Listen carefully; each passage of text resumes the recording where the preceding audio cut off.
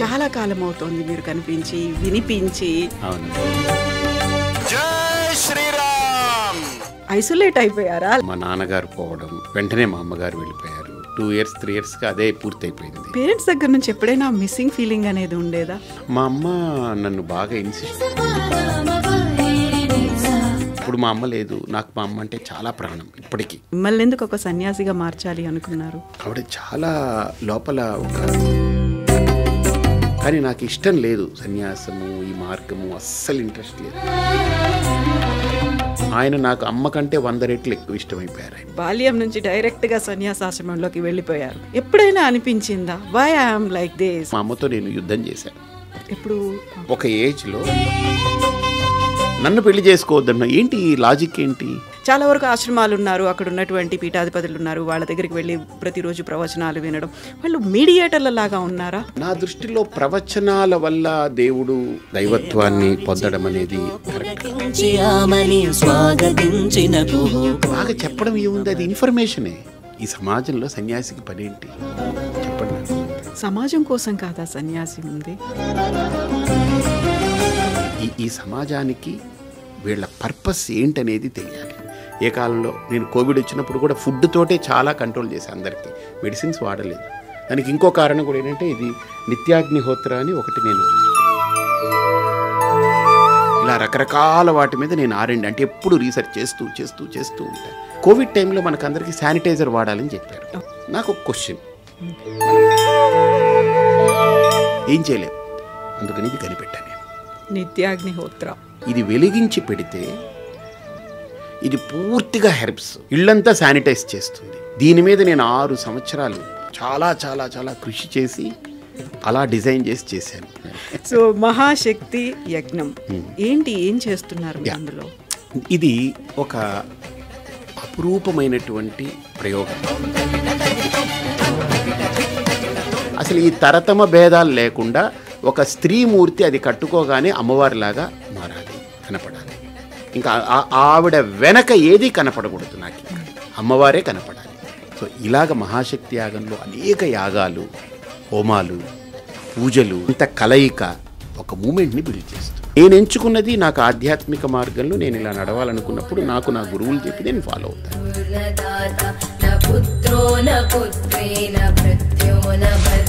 చాలా మంది స్వాములు, పీఠాధిపతులు దగ్గరికి ఎవరిని రానివ్వరు, కాళ్ళను కూడా ముట్టుకొనివ్వరు. ఒకవేళ ముట్టుకుంటే వెళ్ళి ఇమ్మీడియట్గా స్నానం చేస్తారు.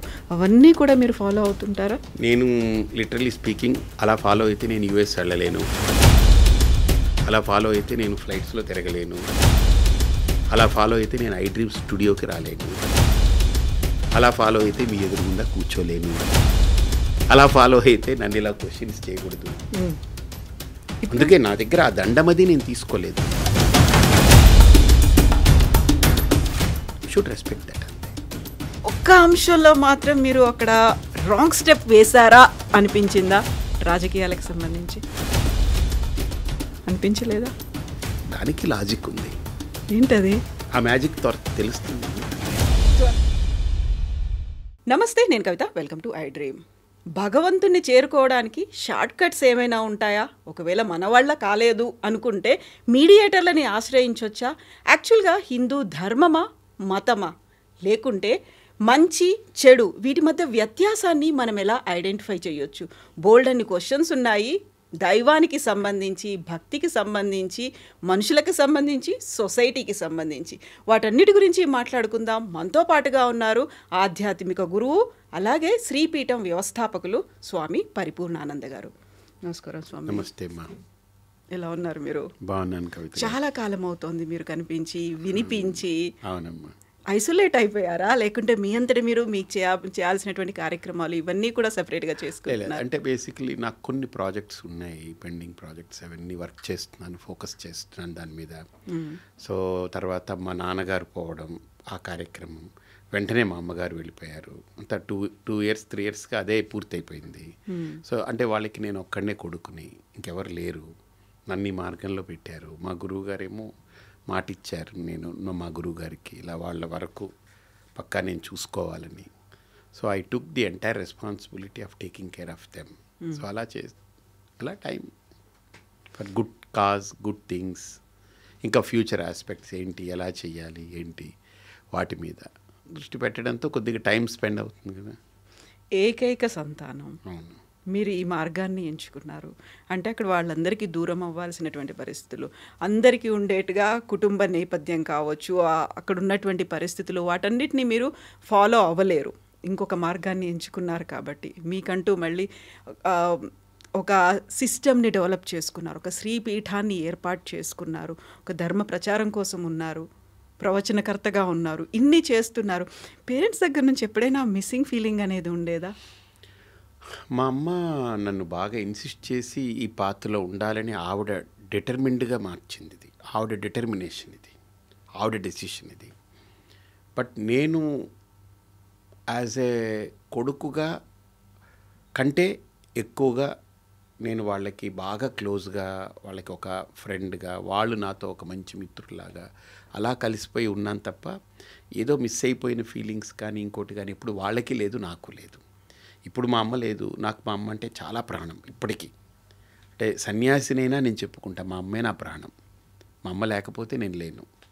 అంటే సహజంగా బయలాజికల్ మదరే కాదు, ఆవిడ నన్ను స్పిరిచువల్గా ఈరోజు పరిపూర్ణానందంగా నిలబెట్టింది ఆవిడ ఫస్ట్. తర్వాత నా గురువు. మా నాన్నగారు ఏంటంటే మా అమ్మకి పూర్తిగా సహకరించేవారు అంతే. సో ఆయన he never interfered in to her thoughts. ఆయన ఎప్పుడు ఇంటర్ఫీర్ అవ్వలేదు. మా అమ్మ డెసిషన్ రైట్ అనుకుని వదిలేసేవారు. సో కాబట్టి మా అమ్మ లేకపోతే నేను లేను కదా. సో కాబట్టి నాకు మొట్టమొదటి గురువు నా తల్లి నన్ను ఈ మార్గంలో పెట్టింది. తర్వాత నా గురువు దయానంద స్వామీజీ, వారి వల్ల ఈరోజు ఇలా ఉన్నాను. కాబట్టి నాకు మోర్ దెన్ అమ్మ అనే దానికంటే ఏదో ఒక అమ్మవారి రూపమేమో ఆవిడ నన్ను ఈ దారిలో పెట్టడానికి. ఆవిడ నన్ను ఇలా కడుపులో మోసి నన్ను కని ఇలా చేసిందని నేను అనుకుంటాను. అది పరిపూర్ణానంద ఎవరు పెట్టారు ఈ పేరు? మా గురువు గారు. అంతకుముందు నా పేరు మా ఇంట్లో మా అమ్మగారు వాళ్ళు కళాధర్ అని పిలిచేవారు. నా పేరు అది కళాధర్ అని. ఆ తర్వాత కంప్లీట్గా అమ్మ మిమ్మల్ని పిలవాలి అంటే ఎలా పిలిచేవాళ్ళు? నన్ను రాజా అని పిలుస్తుంది, అంటే బిడ్డ అని పిలుస్తుంది ఇప్పటికీ. ఇప్పుడు ఉంటే అదే పిలిచేది, పోయేటప్పుడు కూడా అదే పిలిచే వెళ్ళింది ఆవిడ.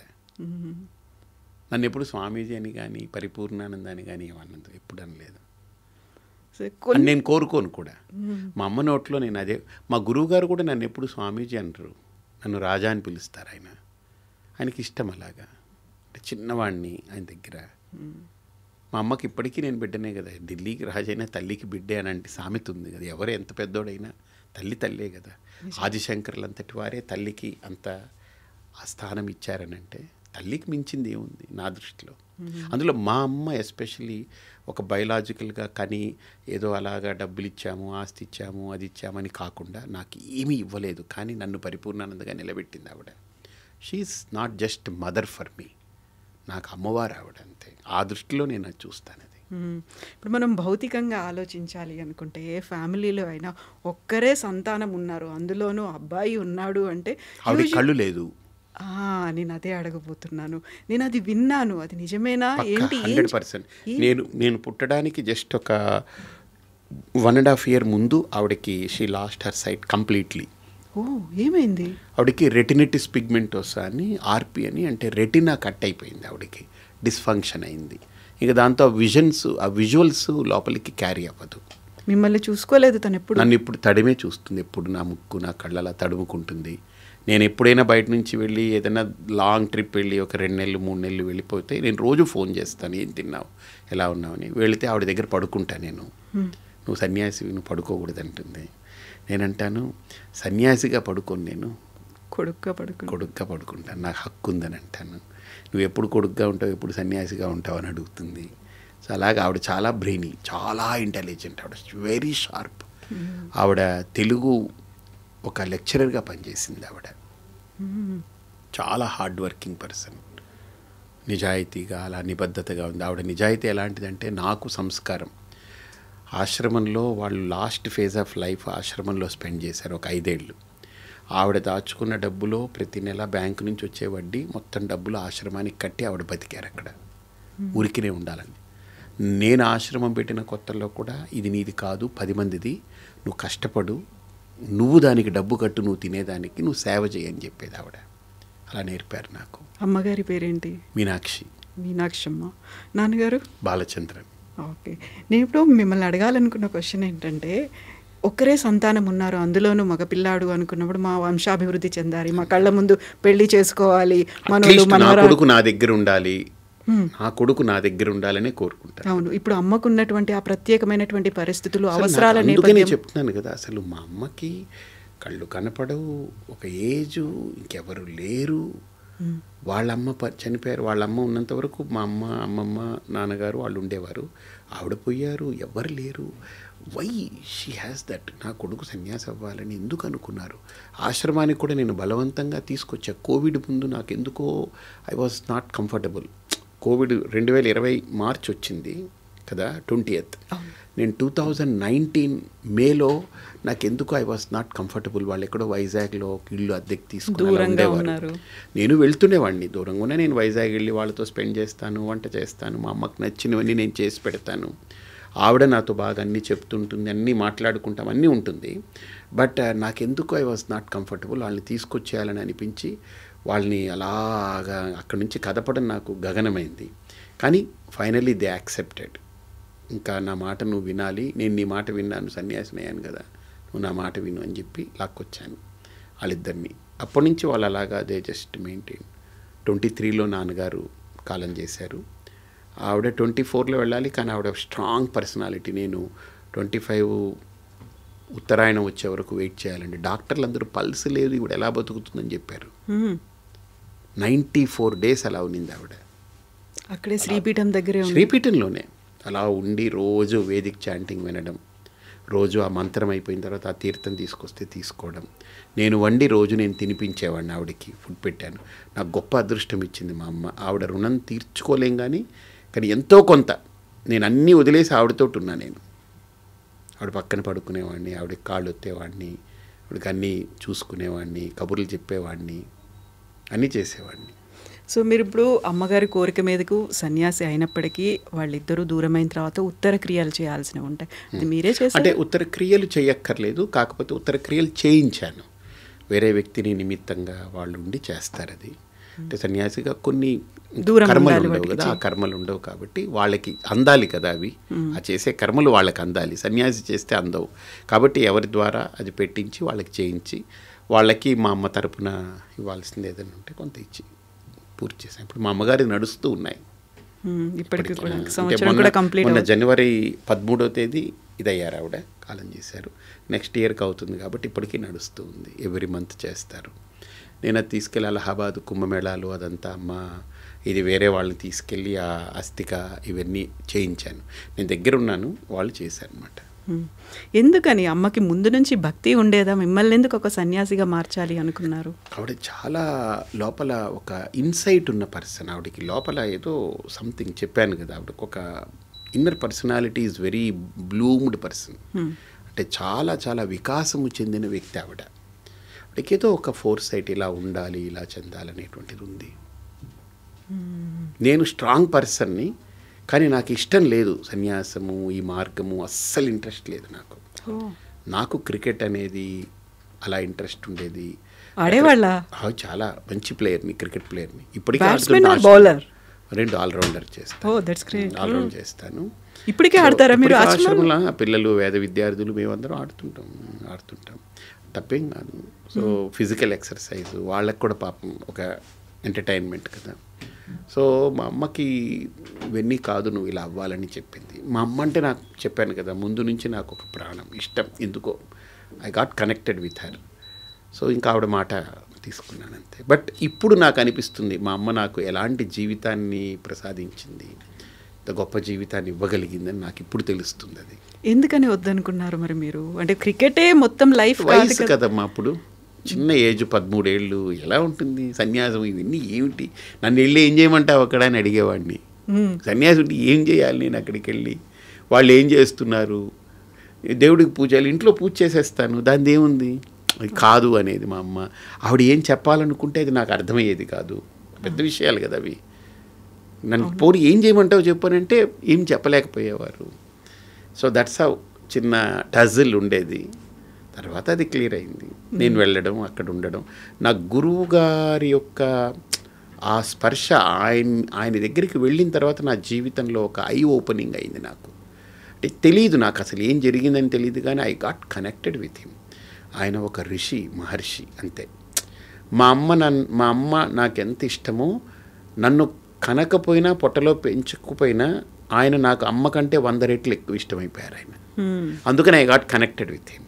అది నాకు ఆ గురువుతో ఉన్న అనుబంధం అది. సో ఆ కళ్ళల్లో కనిపిస్తోంది అది. ఎప్పుడన్నా ఆయన లేరు, ఆయన ఫిజికల్గా వెళ్ళిపోయారు, మా అమ్మ వెళ్ళిపోయింది, అందరు వెళ్ళిపోయారు, ఏక్ నిరంజన్ అన్నట్టున్నాను ఇప్పుడు. అంతే. అనుకున్నది అమ్మగారేమో అనుకున్నారు ఇటువైపు రావాలని. ఇప్పుడు మీరు ఒక శ్రీపీఠాన్ని ఏర్పాటు చేశారు, మహాశక్తి యాగాలు చేస్తున్నారు, లలితా సహస్రనామానికి సంబంధించి అక్కడ కూడా యజ్ఞ యాగాదులు ఇవన్నీ చేస్తూ వస్తున్నారు. ఇవన్నిటిని అమ్మ చూశారు కదా. మా అమ్మ 2 విట్నెస్ చేశారు. మా నాన్నగారు చూడలేదు, మా నాన్నగారు కాలం చేశారు, కానీ మా అమ్మ 2 చూశారు. మహాశక్తి యాగం పాల్గొన్నారు, ఆవిడ చూశారు. ఇప్పుడు మీరు ఈ మార్గంలోకి వచ్చిన తర్వాత భగవంతుడు అంటే ఏంటి అనేది అర్థమైందా, లేకుంటే భక్తి ఏంటి అనేది తెలుసుకున్నారా, ధర్మం ఏంటి అనేదా, మతం ఏంటి అనేది ఎలా తెలుసుకున్నారు, ఏమర్థమైంది మీకు? ఇది ఒక బ్రహ్మ పదార్థం. ఏది? ఇప్పుడు మీరు అడిగిన ప్రశ్నలన్నీ కదా. ఇప్పుడు ఇవి చెప్పాలి అని అంటే ఇది ఒక పెద్ద ఒక ట్రెజర్, నిధి కదా. ఇప్పుడు రేగుపళ్ళు అమ్మేవాడి దగ్గరికి వెళ్ళి నాకు ఇప్పుడు వజ్రం కావాలని అడిగామనుకోండి, వాడికి అర్థం కాదు కదా.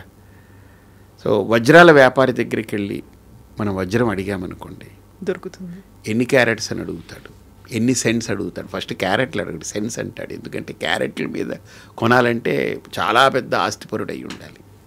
అలాగా ఇదేంటనంటే మీరు అడిగిన ప్రశ్న నాకు ఎలాంటిదేనంటే, ఇప్పుడు నేను చెప్పాలి కానీ అంత చెప్పడానికి సమయము, ఓపిక ఇవన్నీ సరిపోనిది. కానీ బట్ ఎనీవే క్రిస్ప్గా, చాలా క్రిస్టల్ క్లియర్గా క్రిస్ప్గా చెప్పే ప్రయత్నం చేస్తాను. మనకు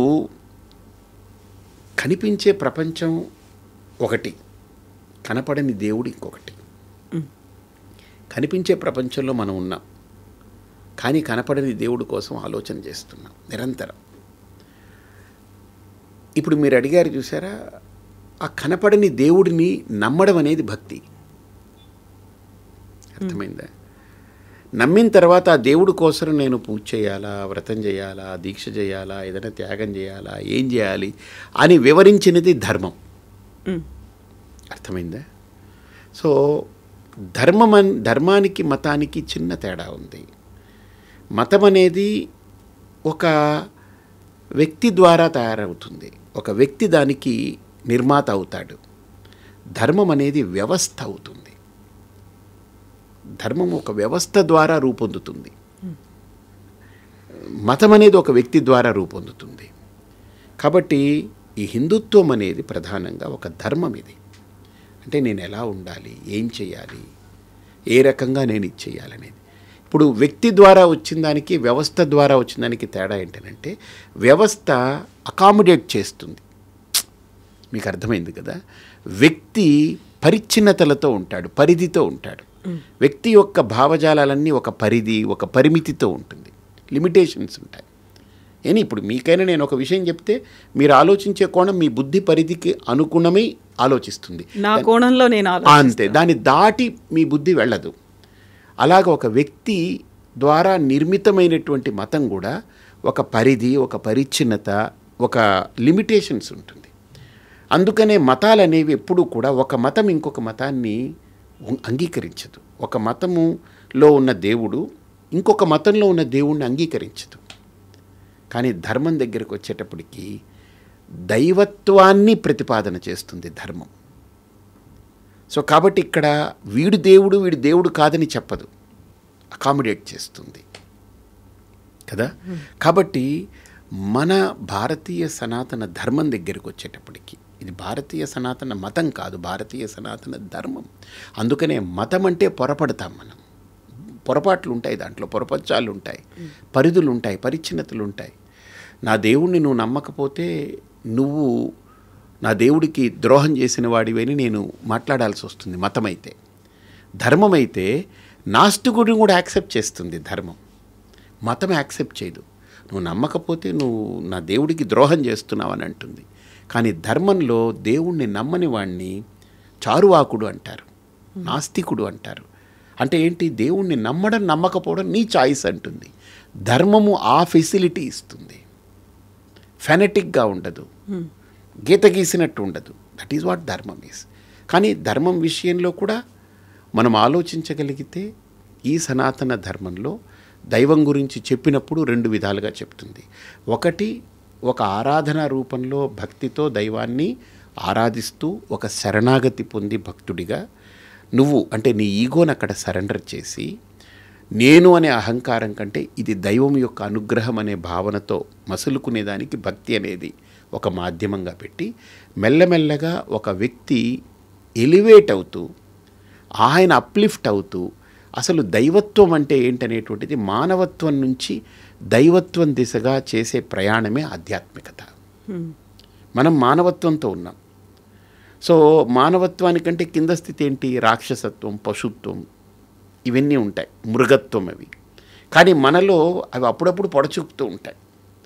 వాటన్నిటినీ హ్యాండిల్ చేస్తూ లేదు నేను మనిషిని, వాటిలాగా నేను బిహేవ్ చేయకూడదు, ఓ పాశవికంగా ఉండకూడదు, ఒక జంతువులాగా నేను బిహేవ్ చేయకూడదు, నేను చదువుకున్నవాడిని, నాకు సంస్కారం ఉంది, సభ్యత ఉంది, విజ్ఞత ఉంది, నాకు వినయం కావాలని ఇవన్నీ సంస్కారాలని నేర్చుకున్నవాడు మనిషి.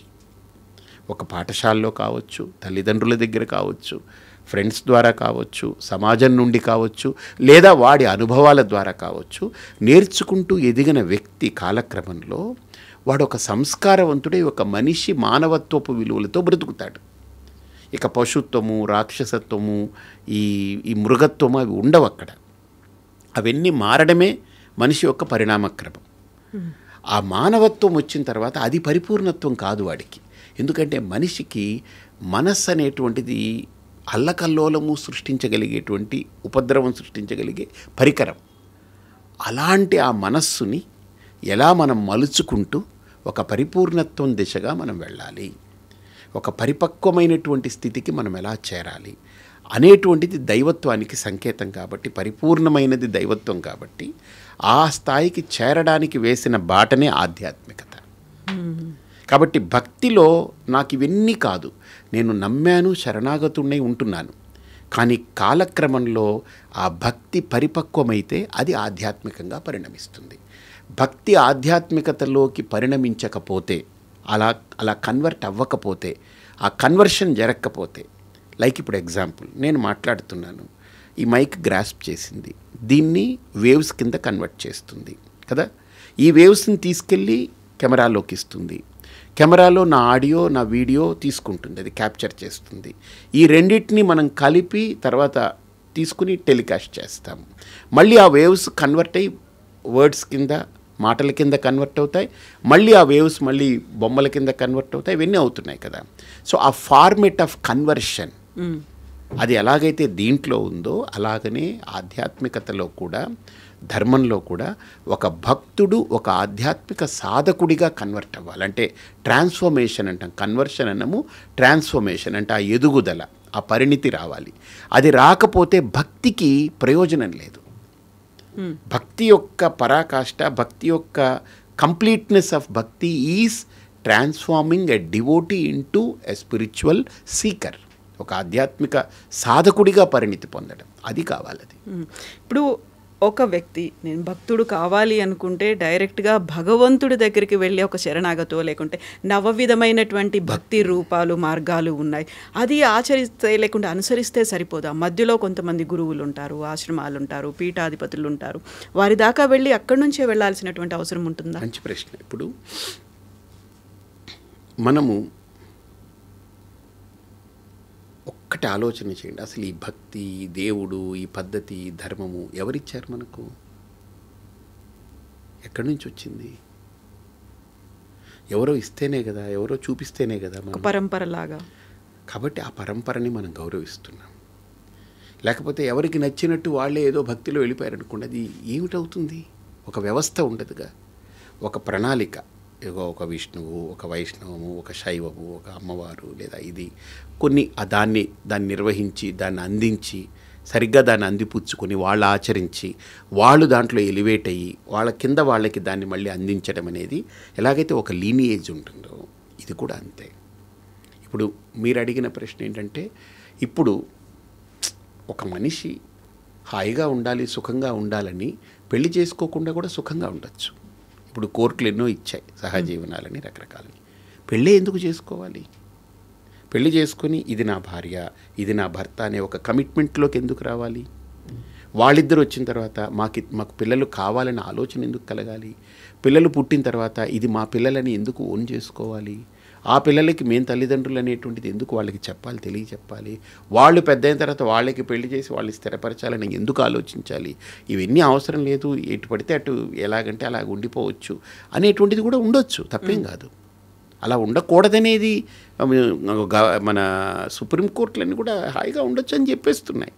కానీ ఇది ఎందుకు కావాలి? ఈ వ్యవస్థ ఎందుకు? అలా ఉండొచ్చు అని చెప్పినప్పుడు అలానే ఉండిపోవచ్చు కదా, ఈ వ్యవస్థ ఎందుకు? అవసరం లేదు కదా.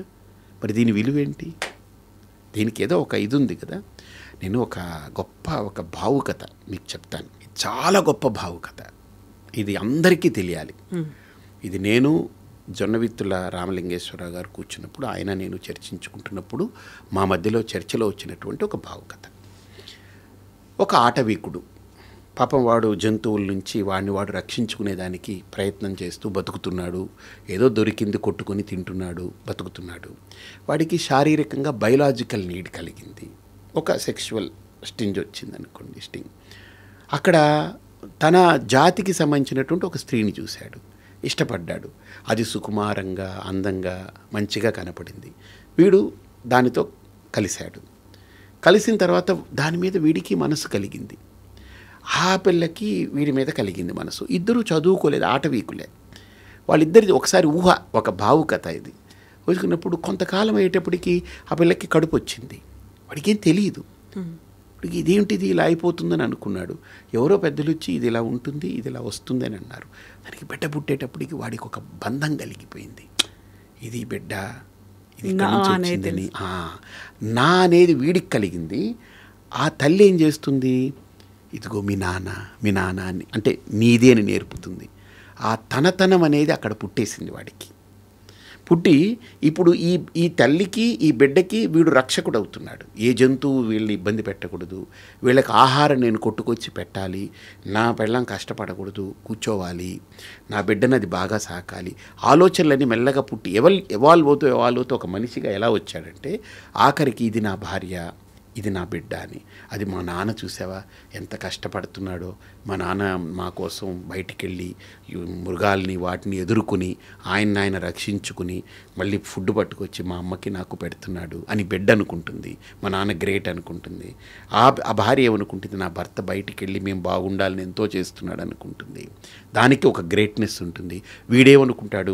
నాకు అందమైనటువంటి ఒక స్త్రీ దొరికింది, ఒక మల్లెపూ లాంటి ఒక పుష్పం లాంటిది, ఎంత సుకుమారంగా ఉంది, ఎంత అందంగా ఉంది, నా కోసం ఎంతో సుఖాన్ని ఇస్తుంది, అది ఎంత కష్టపడుతుంది, నాకు బిడ్డనిచ్చింది, 12 బిడ్డని, ఇది నాది అని వాడు ఫీల్ అవుతాడు. అంటే ఇవన్నీ ఫీలింగ్స్ ఉన్నాయి కదా, భావనలు. ఇష్టం వచ్చినట్టు ఉండిపోతే ఈ ఫీలింగ్స్ ఎక్కడ రావు కదా, అంతా డ్రైకి వెళ్ళిపోతుంటుంది కదా. ఏదో బాత్రూమ్కి వెళ్ళి టాయిలెట్కి వెళ్ళి వాష్ చేసుకుని ఫ్లష్ చేసుకున్నట్టుగా if you just want to have a just sexual life, it's a just sexual life, right? అది కూడా ఒక టాయిలెట్కి వెళ్ళి వచ్చినట్టే అవుతుంది కదా. ఈ ఫీల్ ఎక్కడుంది? అది గృహస్థాశ్రమంలో ఉంది. ఒక భార్య భర్త ఆ ఓనింగ్లో కదా.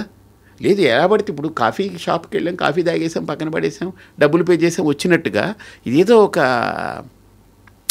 రిలేషన్షిప్ అనేది అది కాదు కదా. ఇట్స్ జస్ట్ ఒక క్యాజువల్గా వెళ్ళిపోయేది కాదు కదా, ఇది ఒక ఫీల్తో కూడుకున్నది కదా. ఈ ఫీలింగ్స్కి మనిషికే కదా ఉంది. ఇప్పుడు జంతువుల్లో ఆ ఫీలింగ్స్తో సంబంధం లేదు. అది ఇంటరాక్ట్ అవుతాయి, అయిపోతుంది. దానికి కడుపు వచ్చిన తర్వాత మొగది పట్టించుకోదు, ఆడది పట్టించుకోదు, అది డెలివరీ చేసేస్తుంది. పిల్లలు కొద్దిగా పెద్దవగానే ఆ పిల్లల్ని దగ్గరికి కూడా రానివ్వదు, అది పొడిచి బయటికి తన్నేస్తుంది, తోసేస్తుంది. అది ఇంకా 1 year తర్వాత పాలు మానేసిన తర్వాత తల్లితనం కూడా ఉండదు దాని మీద. దానికి మా అమ్మ అనేది ఉండదు. అది మళ్ళీ పెద్ద అయిపోయి మొగదనుకోండి, అది తల్లితోటే అది క్రాస్కి వెళ్తుంది. బట్ అది జంతువు నీతి అది కదా. కానీ ఇక్కడ మానవులకి ఆ నీతి కాదు కదా. మానవుడిగా మనం చదువుకున్నాము, ఇంత జంతువుల కంటే విలక్షణం అంటున్నాము, జంతువుల కంటే చాలా డిఫరెంట్ అంటున్నాము. కానీ అన్నిట్లో జంతువు కంటే విలక్షణం అంటున్నాం, కొన్నిట్లో మనం జంతువుల కంటే ఇంకా కూడా ఫ్రీగా ఉండొచ్చు అనుకుంటున్నామని అంటే ఎక్కడ మనిషికి ఎక్కడో రిపేర్ చేయాలి, ఎక్కడో సంథింగ్ ఏదో రిపేర్ చేయాల్సినవి ఉన్నాయి కొన్ని. I'm not obstructing or I'm not criticising, I'm making them feel. ఈ ఫీలింగ్స్కి, ఎమోషన్స్కి, వీటికి ప్లేస్ లేకుంటే ఒక డ్రై కదా, వాట్స్ ఎ థింగ్. నేను ఏదో ఒకటి తిన్నాను, టిష్యూ పేపర్ ఉంది, తుడిచి అవతల పారేస్తాను. అది కూడా అంతే, ఆ రిలేషన్షిప్ కూడా అలానే ఉంటుంది. Like you just handle tissue paper and just wipe it out and throw it out. అది మేము మాట్లాడుకుంటున్నప్పుడు కలిగిందనమాట. కాబట్టి అమ్మ అనేది ఒక ఫీలింగ్, నాన్న అనేది ఒక ఫీలింగ్. ఆ ఫీలింగ్ లైఫ్ లాంగ్ అలా ఉంటుంది. వాళ్ళు చనిపోయిన తర్వాత కూడా మన కల్చర్ ఏం చెప్పింది, ఆ అమ్మ నాన్న చనిపోయినా నువ్వు బ్రతికున్నంత వరకు వాళ్ళ స్మరణతో ఏదో చేస్తూ ఉండాలనేది. కాబట్టి ఇవన్నీ మనకు ఎవరు నేర్పారు, ఇవన్నీ ఎవరు చెప్పారు? ఒక గురువు అనేవాడు లేకపోతే ఈ దిక్కెక్కడిది మనకు? Google is good, no problem. కానీ గురువు ప్లేస్ని భర్తీ చేయలేదు. కానీ గూగుల్ ప్లేస్ని భర్తీ చేయొచ్చు. ఎందుకంటే గూగుల్ లేనప్పుడు కూడా గురువు ఉన్నాడు. ఇప్పుడు ఇన్ని మాట్లాడిన తర్వాత మీ గురించి మళ్ళీ ఇంకొక పర్సనల్ క్వశ్చన్ అడగచ్చు. ఇప్పుడు మన గృహస్థాశ్రమం గురించి చెప్పిన తర్వాత మీరు బాల్యం నుంచి డైరెక్ట్గా సన్యాసాశ్రమంలోకి వెళ్ళిపోయారు. మధ్యలో ఉన్నటువంటి ఈ ఆశ్రమాలు వీటన్నిటిని దేన్ని ఫాలో అవ్వాలి, ఈ ఫేజుల్ని ఫాలో అవ్వాలి. ఎప్పుడైనా అనిపించిందా వై ఐఎమ్ లైక్ దిస్? అనిపించింది. ఎందుకు ఇలా చేసి ఇక్కడే ఉన్నాను, ఇలాగే అనిపించింది. నేను ఎందుకు ఈ వివాహము అనే వ్యవస్థని నేను ట్రెస్పాస్ చేయాలి? మా అమ్మ చెప్పింది కదా, నేను వదులుకోవడం కాదు కదా, నాకు ఇష్టము అనిపిస్తే నేను వెళ్ళాలి అనే ఒక చాయిస్ నాకు కావాలని మా అమ్మతో నేను యుద్ధం చేశాను. ఇప్పుడు ఒక ఏజ్లో నువ్వు నన్ను అంటే కొద్దిగా అవేర్నెస్ వచ్చి నేను మా గురువు గారి దగ్గరికి వెళ్ళొస్తూ ఉండేవాడిని, అక్కడ కోర్సులో ఉండేవాడిని. అప్పుడప్పుడు సెలవులకి మా గురువు గారు పంపించినప్పుడు మా అమ్మతో ఆర్గ్యూ చేసేవాడిని. నువ్వు పెళ్లి చేసుకున్నావు, నన్ను పెళ్లి చేసుకోవద్దంటున్నావు. అమ్మ నాన్న పెళ్లి చేసుకున్నావు, అదే నువ్వు పెళ్లి చేసుకున్నావు, ఓకే, నన్ను పెళ్లి చేసుకోవద్దన్నావు. ఏంటి ఈ లాజిక్ ఏంటి? నన్ను ఎందుకు పనిష్ చేస్తున్నావు అని అడిగేవాడిని. మా అమ్మనింది, నేను నిన్ను పనిష్ చేయట్లేదురా, నీకు ఒక పాత్ నేను చూపించాలనుకుంటున్నానని చెప్పింది. నాకు అర్థమయ్యేది కాదు అప్పుడు. ఒక ఏజ్ కదా, టెండర్ ఏజ్ అప్పుడు, 20 ఏళ్ళు, 19, 20, 21 ఆ ఏజ్ కదా. అప్పుడు ఏంటి ఎలా ఉంటుంది, ఆ న్యాచురల్ థాట్స్ ఉంటాయి కదా. అప్పుడు మా అమ్మతో నేను అడిగేవాడిని. అడిగితే మా అమ్మ చెప్పేది, నాకు క్యారీ చేసేది మా అమ్మ. అయితే దట్స్ ఎ డిఫరెంట్ థింగ్. నాకు రాలేదని కాదు, నేను ఎందుకు ఇలా వెళ్ళాలని అనిపించింది. కానీ నా గురువు దగ్గర ఆయన చెప్పాను కదా, ఆయన నాకు మా అమ్మ కంటే 100 రెట్ల తల్లి లాంటి వ్యక్తి. ఆయన దగ్గర నేను ఉండగా ఆయన ఇచ్చిన ఇన్ఫర్మేషన్ తోటి, ఆయన ఇచ్చిన ఇన్సైట్ తోటి I could able to see నా లైఫ్ని నేను ఇలా చేయగలిగితే నేను ఇంకా నేను కొన్ని సాధించగలననేటువంటి ఆలోచన వచ్చింది. అంటే ఇక్కడ 2 రకాల జీవితాలు ఉంటాయి, 3 రకాలు. కేవలం ఫిజికల్గానే కనెక్ట్ అయిపోయి ఫిజికల్ వరల్డ్లోనే మనం ఉంటూ జీవితాన్ని గడిపేయడం ఒకటి. రెండవది ఎమోషనల్ వరల్డ్లో ఉంటూ ఎమోషన్స్ని, ఫీలింగ్స్ని కన్సిడర్ చేస్తూ బ్రతికేది ఒకటి. మూడోది ఇంటలెక్చువల్ వరల్డ్. అది అంటే ఒక జ్ఞానము, విజ్ఞానము ఆ స్థాయిలోకి వెళ్ళినప్పుడు మీరు గొప్ప గొప్ప సైంటిస్టులను చూస్తే ఆడికి పెళ్ళాం ఉందో కూడా తెలియదు, ఆడు తిన్నాడో కూడా తెలియదు. వాడికి ఇప్పుడు డేట్ రాసి పెడతాడు, ఎన్ని రోజులు అయిపోయిన తర్వాత చూస్తే ఈ రోజు డేట్ చూస్తే 3 నెలలు అయిపోయి ఉంటుంది. అంటే ఒక పరిశ్రమ, ఒక పరిశోధన, ఒక విచారణలో, బుద్ధిలో కనుక మనిషి బుద్ధితో ప్రయాణం చేయడం మొదలు పెడితే దేశము, కాలము, వ్యక్తులు, వస్తువులు ఏవి కనపడవు కదా, దాన్ని దాటి వెళ్ళిపోతాడు. ఆ ఇంటలెక్చువల్, ఆ కోశర్ అలాంటిది.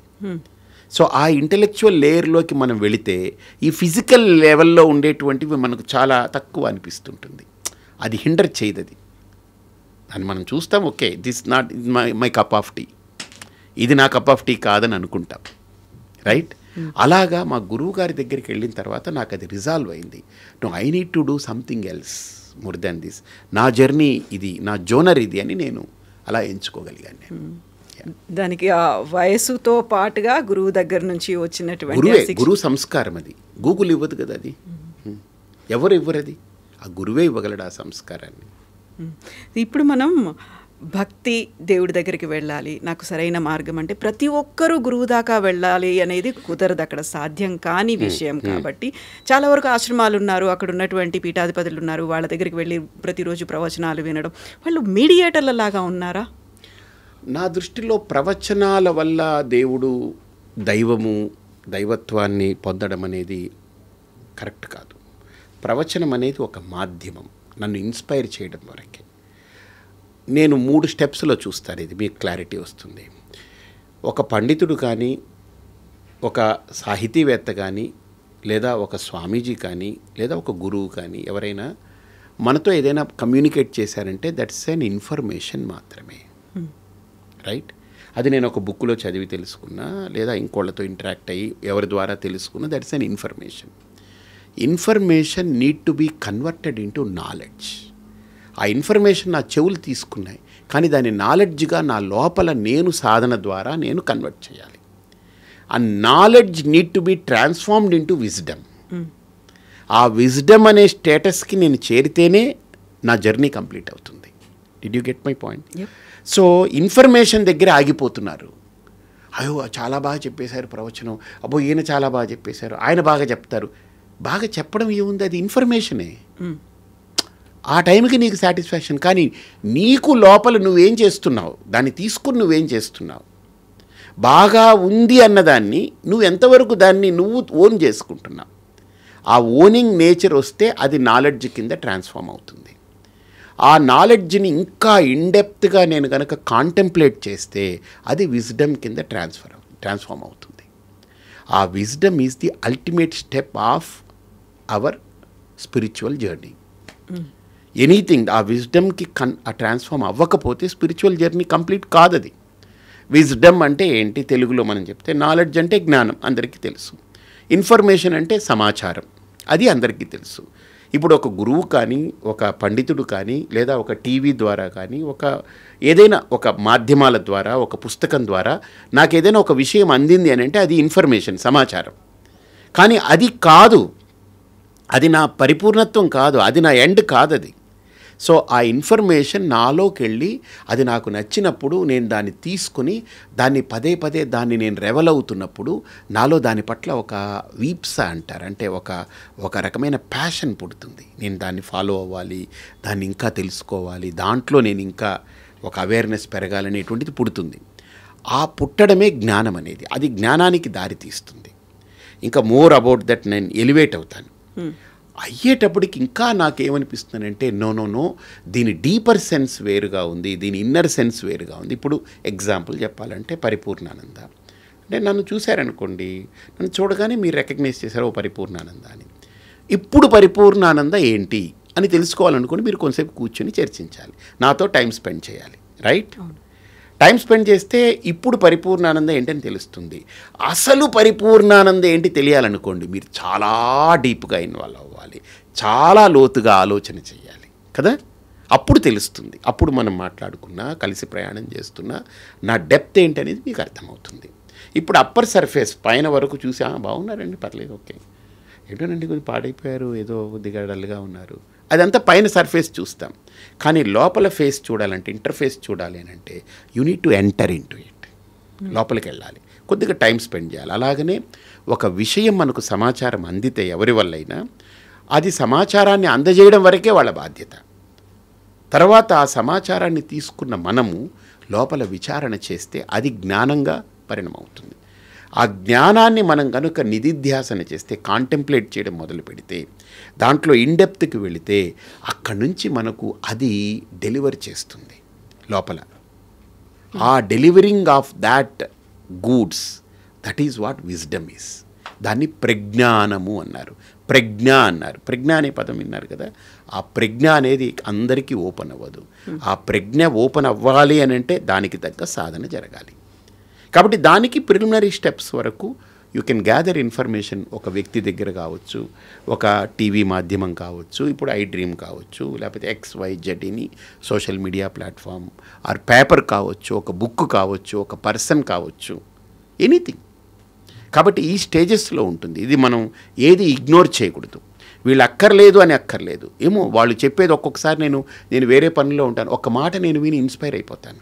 ఒక పదంతో నా లైఫ్లో ఏదో ఒక ఐడియా జీవితాన్నే మారుస్తుందని ఎంత పెద్ద గొప్ప అడ్వర్టైజ్మెంట్ అది.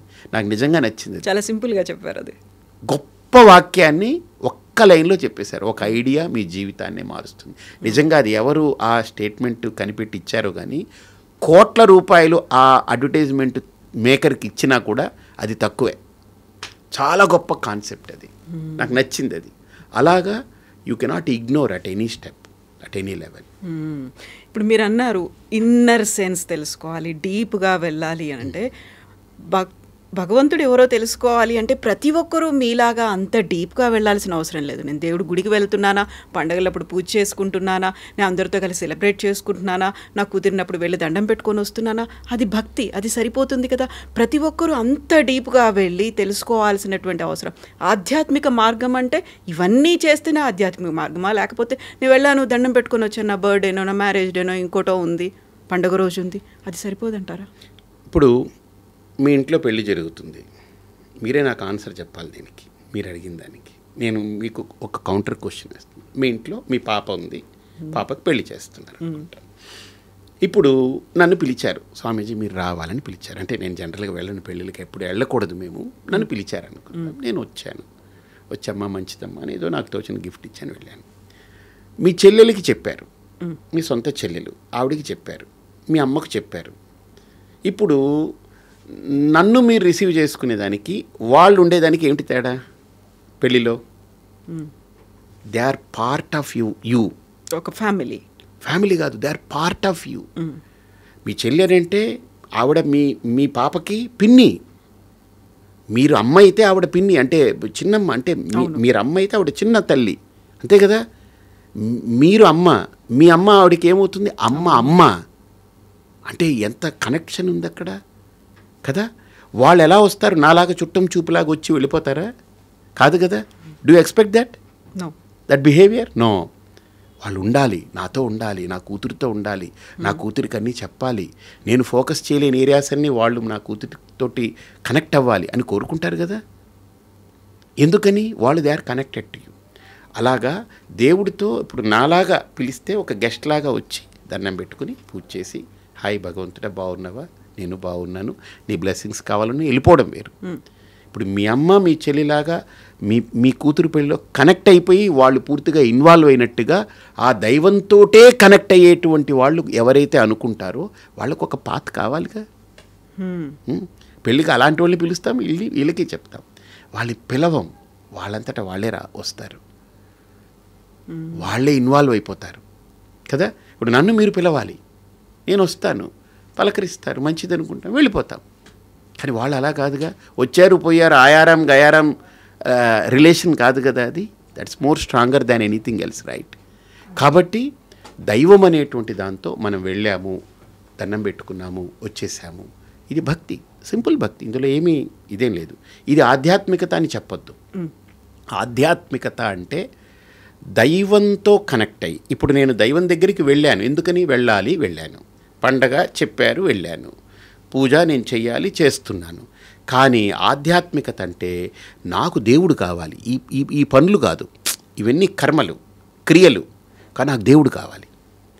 పూజ అంటే ఏంటి? నేను దేవుణ్ణి ఎదురుగుండా పెట్టుకుని నేను పూలు వేసేస్తాను, నేను గంట వాయిస్తాను, హారతిస్తాను, మంత్రం చదువుతాను, దండం పెట్టుకుంటాను, ప్రసాదం పెడతాను, నేను తింటాను, 10 మందికి పంచుతాను. పండగప్పుడు గుడికి వెళ్తాను, ఇంట్లో పండగ చేసుకుంటాం, పిండి వంటలు చేసుకుంటాం, కొత్త బట్టలు వేసుకుంటాం, ఇవన్నీ జస్ట్ యాక్టివిటీస్. బట్ నాకు దేవుడు అనేది యాక్టివిటీ కాదు. Beyond these activities something else. His source, his power source ఆయన. నేను దానికి కనెక్ట్ అవ్వాలి అనుకున్నప్పుడు ఆ దానికి వేసేటువంటి మార్గమే ఆధ్యాత్మికత. అక్కడ యాక్టివిటీస్తో పని లేదు. యాక్టివిటీస్ ఉండవని కాదు, యాక్టివిటీస్ కంటే ఇంకా అతీతమైనది అది, బియాండ్ ఏదో ఉంది. Activities are good, pious, they connect you. కానీ మనము ఇంకా డీప్ రూట్స్తో కనెక్ట్ అవ్వాలి, నాట్ విత్ దీస్ యాక్టివిటీస్ అనుకున్నప్పుడు then you should relate with that. ఇప్పుడు నేను చుట్టం చూపుగా రావాలి మీకు పెళ్ళికి అని కాకుండా, కవిత గారు అమ్మాయి పెళ్ళి కదా, పాప ఆవిడ ఎంతో సర్వీస్ చేసింది, ఓ ఛానల్లో గొప్పగా వర్క్ చేసింది, ఎన్నో ఇన్ఫర్మేషన్స్ ఇచ్చింది, ఆవిడ జీవితంలో ఎన్నో ఒక సమాజానికి ఉపయోగపడ్డ వ్యక్తి కదా. నేను ఆ పెళ్ళికి ఏదో చుట్టం చూపుగా కాదు, నేను వెళ్ళి ఇన్వాల్వ్ అయ్యి చెయ్యాలనుకుంటే అప్పుడు నేను ఎలా ఉండాలి మీతోటి? మీరు నన్ను అలా పిలవకుండా, మీరు రాకపోతే కుదరదు, మీరు రావాలి, మీరు ఇందులో బాధ్యత తీసుకోవాలి అని మీరు నాకు చెప్పక్కర్లేని విధంగా నేను మీతో కనెక్ట్ అయి ఉండాలి. వస్తాను కదా అప్పుడు. ఆ కనెక్టివిటీ ఉంటే ఆ పాత్, ఆ కనెక్టివిటీ లేదంటే చుట్టం చూపుగా రావడం పోవడం అంతే. అంత కనెక్టివిటీ పెంచుకోవాలి అనుకుంటే I have to cut many things around me. That is the problem. That is the problem. ఇప్పుడు మీ అమ్మాయి పెళ్ళికి నేను బాగా డీప్గా ఇన్వాల్వ్ అయ్యి, ఎగ్జాంపుల్ చెప్తున్నా, కనెక్ట్ అయ్యి నేను మీతో, అంటే మీరు ఏదైతే సర్వీస్ రెండర్ చేశారో దానికి దీనికి ఫీల్ అయ్యి, ఒక కవిత గారు అంటే ఓకే నాకు ఒక మంచి anchor, she led her life like this, I should be there for her అని అనుకున్నప్పుడు నేను అన్నీ వదులుకోక్కర్లేదే, నా వ్యవస్థలే వదులుకోక్కర్లేదు. I can spend my time, valuable time. నాకు feeling is there, feel good factor కదా అది. అలాగనే దైవంతో కనెక్ట్ అయినప్పుడు అన్నీ వదులుకోవాలనే భ్రమ తీసేయాలి. ఇన్ఫ్యాక్ట్ చెప్పాలంటే దైవంతో కనెక్ట్ అవ్వాలి అనుకున్న థాట్ వస్తే మిగతా అన్నిటినీ చాలా జెన్యూన్గా హ్యాండిల్ చేస్తాడు, చాలా రీజనబుల్గా హ్యాండిల్ చేస్తాడు. అంటే they don't carried away by their thoughts, they just stay there. Maturity వస్తుంది, క్లారిటీ వస్తుంది, ఇంకా లోపల వాళ్ళల్లో ఆ ఎలివేషన్ వస్తుంది. ఇప్పుడు ఒక ఎలివేట్ అయిన వ్యక్తి ఒక పనిని హ్యాండిల్ చేయడం, ఒక నాన్ ఎలివేటెడ్ పర్సన్ ఒక పని చేస్తే ఎలా ఉంటుంది? తేడా ఉంటుంది కదా. అది ఇప్పుడు నేను ఇన్ని హ్యాండిల్ చేసుకుంటూ వెళ్ళాలి, నా చుట్టుపక్కల ఉన్న వాటన్నిటిని నేను సర్దుకుంటూ, ఆధ్యాత్మిక మార్గం షార్ట్ కట్ అనేది లేదా అసలు? ఆధ్యాత్మికత కంటే షార్ట్ కట్ ఏది లేదు. అది చాలా సింపుల్ అమ్మా. అది దానికి ఎక్కడికి వెళ్ళక్కర్లే, హిమాలయాలు వెళ్ళక్కర్లేదు, ఎక్కడికి వెళ్ళి మనం తపస్సులు చేయక్కర్లేదు. జస్ట్ మీ లోపల మీరు ప్రయాణం చేయడమే. మీరు హిమాలయాలకి ఇక్కడి నుంచి ఫ్లైట్ వేసుకొని ప్రయాణం చేయక్కర్లే, అక్కడికి వెళ్ళినా ఇదే పని, ఇక్కడ కూర్చున్నా అదే పని. అక్కడ ఉండే పాండురంగడు ఇక్కడ ఉన్నాడే, ఇక్కడ ఉండే పాండురంగడు అక్కడే ఉన్నాడే అని మీరు చూసుకోగలగాలి. ఆధ్యాత్మికత అంటే మీకు ఇప్పుడు అడిగారు కాబట్టి ఒక్క మాటలో చెప్తా. ఆధ్యాత్మికత అంటే అంతర్ముఖ ప్రయాణము, మీ లోపల మీరు చేసే ప్రయాణం. అంటే సెల్ఫ్ ఒక సోల్తో కనెక్ట్ అవ్వడానికి చేసే ప్రయాణం అది. అంటే నేను నాతో కనెక్ట్ అయ్యేదే ఆధ్యాత్మికత. ఇప్పుడు నేను డిస్కనెక్ట్ అయినాను, అందుకనే నేను ఎవరో తెలియక ఆ పిల్ల అమ్మ అనంటే ఓహో నేను తల్లిని అనుకుంటున్నాను, వాళ్ళు ఏమేనంటే నేను భార్యని అనుకుంటున్నాను, ఏమిరా అనంటే నేను ఫ్రెండ్ అనుకుంటున్నాను, ఏం వాట్ బ్రో అనంటే నేనేదో ఇదనుకుంటున్నాను, లేదా నన్ను నా సబార్డినేట్ని నేను చూస్తే నేను ఓనర్ని అనుకున్నా, నేను హయ్యర్ని అనుకుంటున్నాను, లేదా నా ఓనర్ నాకు కనపడితే ఇది కనపడితే ఒక కంపెనీ ఎండీ కనపడితే ఓ ఐఎమ్ ఎంప్లాయీ టు హిమ్ అనుకుంటున్నాను. ఇలాగ ఇవన్నీ నా మీద నేను అట్రిబ్యూట్ చేసుకుంటున్నాను. బట్ ఫండమెంటల్లీ నేనెవరో నాకు తెలియకపోవడం వల్ల ఆధ్యాత్మికత అనేది ఫండమెంటల్గా నన్ను నాకు పరిచయం చేస్తుంది, నన్ను నాకు కనెక్ట్ చేస్తుంది. అది కనెక్ట్ అయినప్పుడు ఈ రోల్స్ అన్నీ నేను హాయిగా ఆడుకుంటా, చక్కగా చేస్తాను. ఇప్పుడు ఇన్ని తెలుసుకున్న తర్వాత నేను భగవంతుడితో కనెక్ట్ అవ్వాలనుకుంటున్నాను, రెగ్యులర్గా గుడికి వెళ్ళాలనుకుంటున్నాను, పూజలు చేయాలనుకుంటున్నాను, ఆశ్రమాలు కావచ్చు, స్వామీజీలు కావచ్చు, వీళ్ళందరి దగ్గరికి వెళ్ళాలి, వినాలి, వాళ్ళు ఏం చెప్తారో, ఆ సత్సంగంలో ఉండాలి ఇవన్నీ కాస్ట్లీ అఫేర్ అయిపోయాయి కదా. మీరు చెప్తుంటే నాకు ఇప్పుడు చాలా ఎక్కువ పనుల్లాగా అనిపిస్తున్నాయి ఇవన్నీ. ఇన్ని లేవు అందులో, ఉండవా? ఇన్ని లేవు. ఇంకొకటి, భక్తికి కానీ ఆధ్యాత్మికత కానీ డబ్బులే సంబంధం లేదమ్మా. ఒకటి, quality of time that you spend for that, quality of time that you spend. అంటే మనం దేవుడి దగ్గర కూర్చుంటున్నాం, ఒక చిన్న క్వశ్చన్, పూజ చేయాలని కూర్చుంటున్నాం, దేవుడు ఎదురుగుండా కూర్చున్నారు మన ఇంట్లో, బాగుంది, చాలా బాగుంది, మంచిగా మంచి మండపము, దేవుడు మంచిగా దీపం పెట్టారు, పూలు పెట్టారు, అంతా బాగుంది. మీ లోపల దేవుడు ఎంత సమయం ఉంటున్నారు? మీరు పూజ 15 నిమిషాలు చేశారనుకోండి, మీ లోపల దేవుడు 15 నిమిషాలు ఉంటున్నాడా, ఉండట్లేదా? అది చెప్పండి నాకు, చెప్పండి. మన హడావుడి పనులు, మనకి మనసు కోతి లాంటిది అంటారు కదా, ఇక్కడ నుంచి నెక్స్ట్ నేను ప్లాన్ చేసుకోవాలి, నా షెడ్యూల్స్ ఏదో ఉన్నాయి. నేను ఒక ఇంటికి వెళ్ళినప్పుడు ఒక ఆవిడ చెప్పింది ఏంటనంటే, స్వామీజీ ఉదయం లేచినప్పటి నుంచి అబ్బో దేవుడికి పూజ చేయాలి, దేవుడికి పూజ చేయాలని ఎక్కువ ఆలోచిస్తూ కాఫీ తాగేస్తాము, ఇంకో పని చేస్తాం, బ్రష్ చేసుకుంటాం, స్నానం చేస్తాము, బట్టలు మార్చుకుంటాం, దేవుడికి పూజ చేయాలి, దేవుడికి పూజ చేయాలి, ప్రసాదాలు ప్రిపేర్ చేస్తాం, అన్నీ అన్నీ చేసి చేస్తాం. పెడతాం. అన్నీ రెడీ చేసుకొని దేవుడి దగ్గర కూర్చున్న తర్వాత దేవుడికి పూజ చేస్తున్నామనే ఆలోచనకు వచ్చేసాం కదా, ఇప్పుడు చేస్తున్నాం కదా, దేవుడు పక్కకు పోయి నెక్స్ట్ ఏం చేయాలి, క్యారేజ్ ఎవరికి వండాలి, ఎవరికి కట్టాలి, ఇప్పుడు టైం ఏం ఎంత చేయాలి, అయింది? ఇప్పుడు టైం ఎంత అయింది, నెక్స్ట్ వాళ్ళు లేస్తే ఏం చేయాలి, ఇవి వచ్చేస్తుంటాయి కానీ దేవుడు రావట్లేదని. మన మనిషి యొక్క మనస్తత్వము ఏది చెయ్యమో దాని గురించి ఎక్కువ ఆలోచిస్తుంటాం, ఏది చేస్తామో దాన్ని మర్చిపోయి వేరే ఏదో థింక్ చేస్తూ ఉంటాం. అంటే ఆ మనస్సుని కరెక్ట్గా ఒక స్టాండర్డ్స్కి తీసుకురావడానికి చేసే ప్రయత్నమే ఆధ్యాత్మికత. నువ్వు ఏం చేస్తున్నావో దాంట్లో ఉండు, లివ్ ఇన్ దట్ ప్రజెంట్. ఆధ్యాత్మికత అంటే దేవుడు టాపిక్ ఉండదమ్మా. ఆధ్యాత్మికత అంటే నేను ముందు చెప్పాను కదా, మానవత్వం నుంచి ఒక పరిపూర్ణత్వం దిశగా ప్రయాణం చేయడం ఆధ్యాత్మికత అని. ఆధ్యాత్మికత అంటే మన మనస్సుని ఒక పరిణితిగా మార్చడం ఆధ్యాత్మికత. ఆధ్యాత్మికత అంటే మనిషిని తీసేయడం కాదు, మనిషిని దైవంగా చూపించడం ఆధ్యాత్మికత, అంతేగాని మనిషిని తీసేయడం కాదు అక్కడ. ఇప్పుడు మీరు ఒక మాట అన్నారు, నేను పెళ్ళిళ్ళకు వెళ్ళను అనే మాట అన్నారు. చాలా వరకు స్వామీజీలు, మఠాధిపతులు, పీఠాధిపతులు అయ్యేటువంటి కార్యక్రమాలకు, వేడుకలకు వెళ్తూ ఉంటారు, ఇంట్లో శుభకార్యం అయిందంటే వెళ్తూ ఉంటారు, ఈవెన్ ఒక మాల్ ఓపెనింగ్ అయినప్పుడు కూడా వెళ్తూ ఉంటారు. అలాంటి డూస్ అండ్ డోంట్స్ ఏమైనా ఉన్నాయా? అంటే యాక్చువల్గా నేను ఒక క్వశ్చన్ వేస్తే చాలామందికి చాలా పెద్ద ఇబ్బందులు అవుతాయి. అసలు సన్యాసికి సమాజంలో పనేంటి? ఈ సమాజంలో సన్యాసికి పనేంటి చెప్పండి నాకు. సమాజం కోసం కాదా సన్యాసి ఉంది? ఒక మంచి ఏంటి, చెడేంటి, ఏది సరైనటువంటి మార్గం అని చెప్పేది కాదా? ఈ సమాజంలో దొంగలు ఉన్నారనుకోండి, మంచోళ్ళు ఉన్నారనుకోండి, దొంగల దగ్గరికి వెళ్ళి నేను చెప్తే ఆడు నన్ను దొంగగా మార్చకపోయినా పర్వాలేదు, కానీ ఆడి దొంగతనాన్ని నేను మార్చే ప్రసక్తి కష్టం. ఎగ్జాంపుల్ చెప్తున్నా.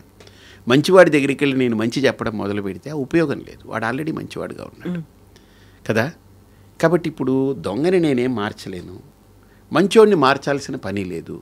నా ప్రయోజనం ఏంటి? ఈ పండితులు, ఈ ప్రవచనాలు, ఈ స్వామీజీలు, ఈ ఆశ్రమాలు, ఈ మఠాలు, ఎన్ని అవసరం నాకు? ఒక్కొక్కసారి ఉదయాన్నే 2ంటికి లేస్తాను, ఎవ్రీడే 2:30 లేస్తాను, 3 లోపే లేస్తాను. లేచి సూర్యోదయం అయ్యే వరకు కూర్చొని బాగా అనలైజ్ చేసుకుంటాను, విచారణ చేస్తాను. నాకు ఎవ్రీడే అది నన్ను లేపేస్తుంది, ఎవరో కొట్టిలాగా లే అన్నట్టు లేపుతుంది. నా సిద్ధాంతం ఏంటనంటే అలారం పెడతాను, అలారం నన్ను లేపకూడదు, నేను అలారాన్ని ఆపేయాలి అని పెట్టుకుంటాను. అలారం కంటే నేను ముందు లేస్తాను, లేచి అలారాన్ని ఆపేస్తాను. అలారాన్ని ఆపే ప్రక్రియ కోసం అంటే నా మైండ్ షార్ప్నెస్, అంటే నేను ఎప్పుడు పరీక్షించుకుంటానంటే నా మైండ్ నాకు షార్ప్నెస్ తగ్గింది అని అంటే అక్కడ అలారం మోగుతున్నా కూడా లేవలేని పరిస్థితి ఉంటే నా మైండ్ షార్ప్నెస్ తగ్గిందని అర్థం. ఏదో సంథింగ్ నేను అంటే అదొక టెస్టింగ్ అనమాట, టెస్టింగ్ టూల్ లాగా. అలారం పెడతాను, దానికంటే ముందే లేస్తాను. ఒక్కొక్కసారి బాగా లేటుగా పడుకున్నా అలారం మోగడానికి 3 నిమిషాల ముందో 2 నిమిషాల ముందో లేస్తాను. మరీ అరగంట గంట కాకపోయినా రోజు లేస్తాను నేను. కాబట్టి లేచినప్పుడు నేను చాలా సందర్భాల్లో ప్రశ్నించుకుంది ఈ పండితులు, ఈ ప్రవచనాలు, ఈ గ్రంథాలు, తర్వాత స్వామీజీలు, ఈ ఆశ్రమాలు, వీళ్ళు బోధనలు, ఇవన్నీ సమాజానికి అవసరం ఏంటి? అసలు చాలా పెద్ద ప్రశ్న. అసలు ఆ ప్రశ్నకి సమాధానం తెలిస్తే చాలా గొప్పగా ఉంటుంది. అది అన్ని చిక్కుముడులు వీడుతాయి. ఈ సమాజానికి వీళ్ళ పర్పస్ ఏంటనేది తెలియాలి.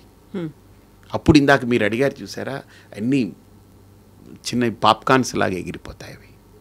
ఈ సమాజానికి ఒక సాధువు యొక్క ప్రయోజనం, ఆనాడు రాముడిగా నిలబడ్డాడంటే ఒక సాధువు విశ్వామిత్రుడు, వశిష్ఠుడు, ఋషుల ద్వారా తయారు చేయబడ్డటువంటి వ్యక్తిత్వాలు, ఋషుల యొక్క పెంపకంలో పెరిగినటువంటి రాజులు, రాజవంశాలు, ఋషుల యొక్క మార్గదర్శనంలో నడిచినటువంటి సమాజము, ఆ సమాజం ధార్మిక సమాజంగా ఉండేది. ఈరోజు ఋషులు పోయారు. ఈ సమాజానికి ఏం చేస్తుందో అర్థం కాని పరిస్థితిలోకి వచ్చింది. అందుకనే గురువు గొప్పవాడా, గూగుల్ గొప్పదా అనే పరిస్థితి వచ్చింది. ఇప్పుడు ప్రశ్న వేసుకోవాల్సిన పరిస్థితి. అర్థమైందమ్మా. కాబట్టి గురువు అనేది ఒక చాలా ప్రధానమైన పాత్ర పోషిస్తుంది జీవితంలో.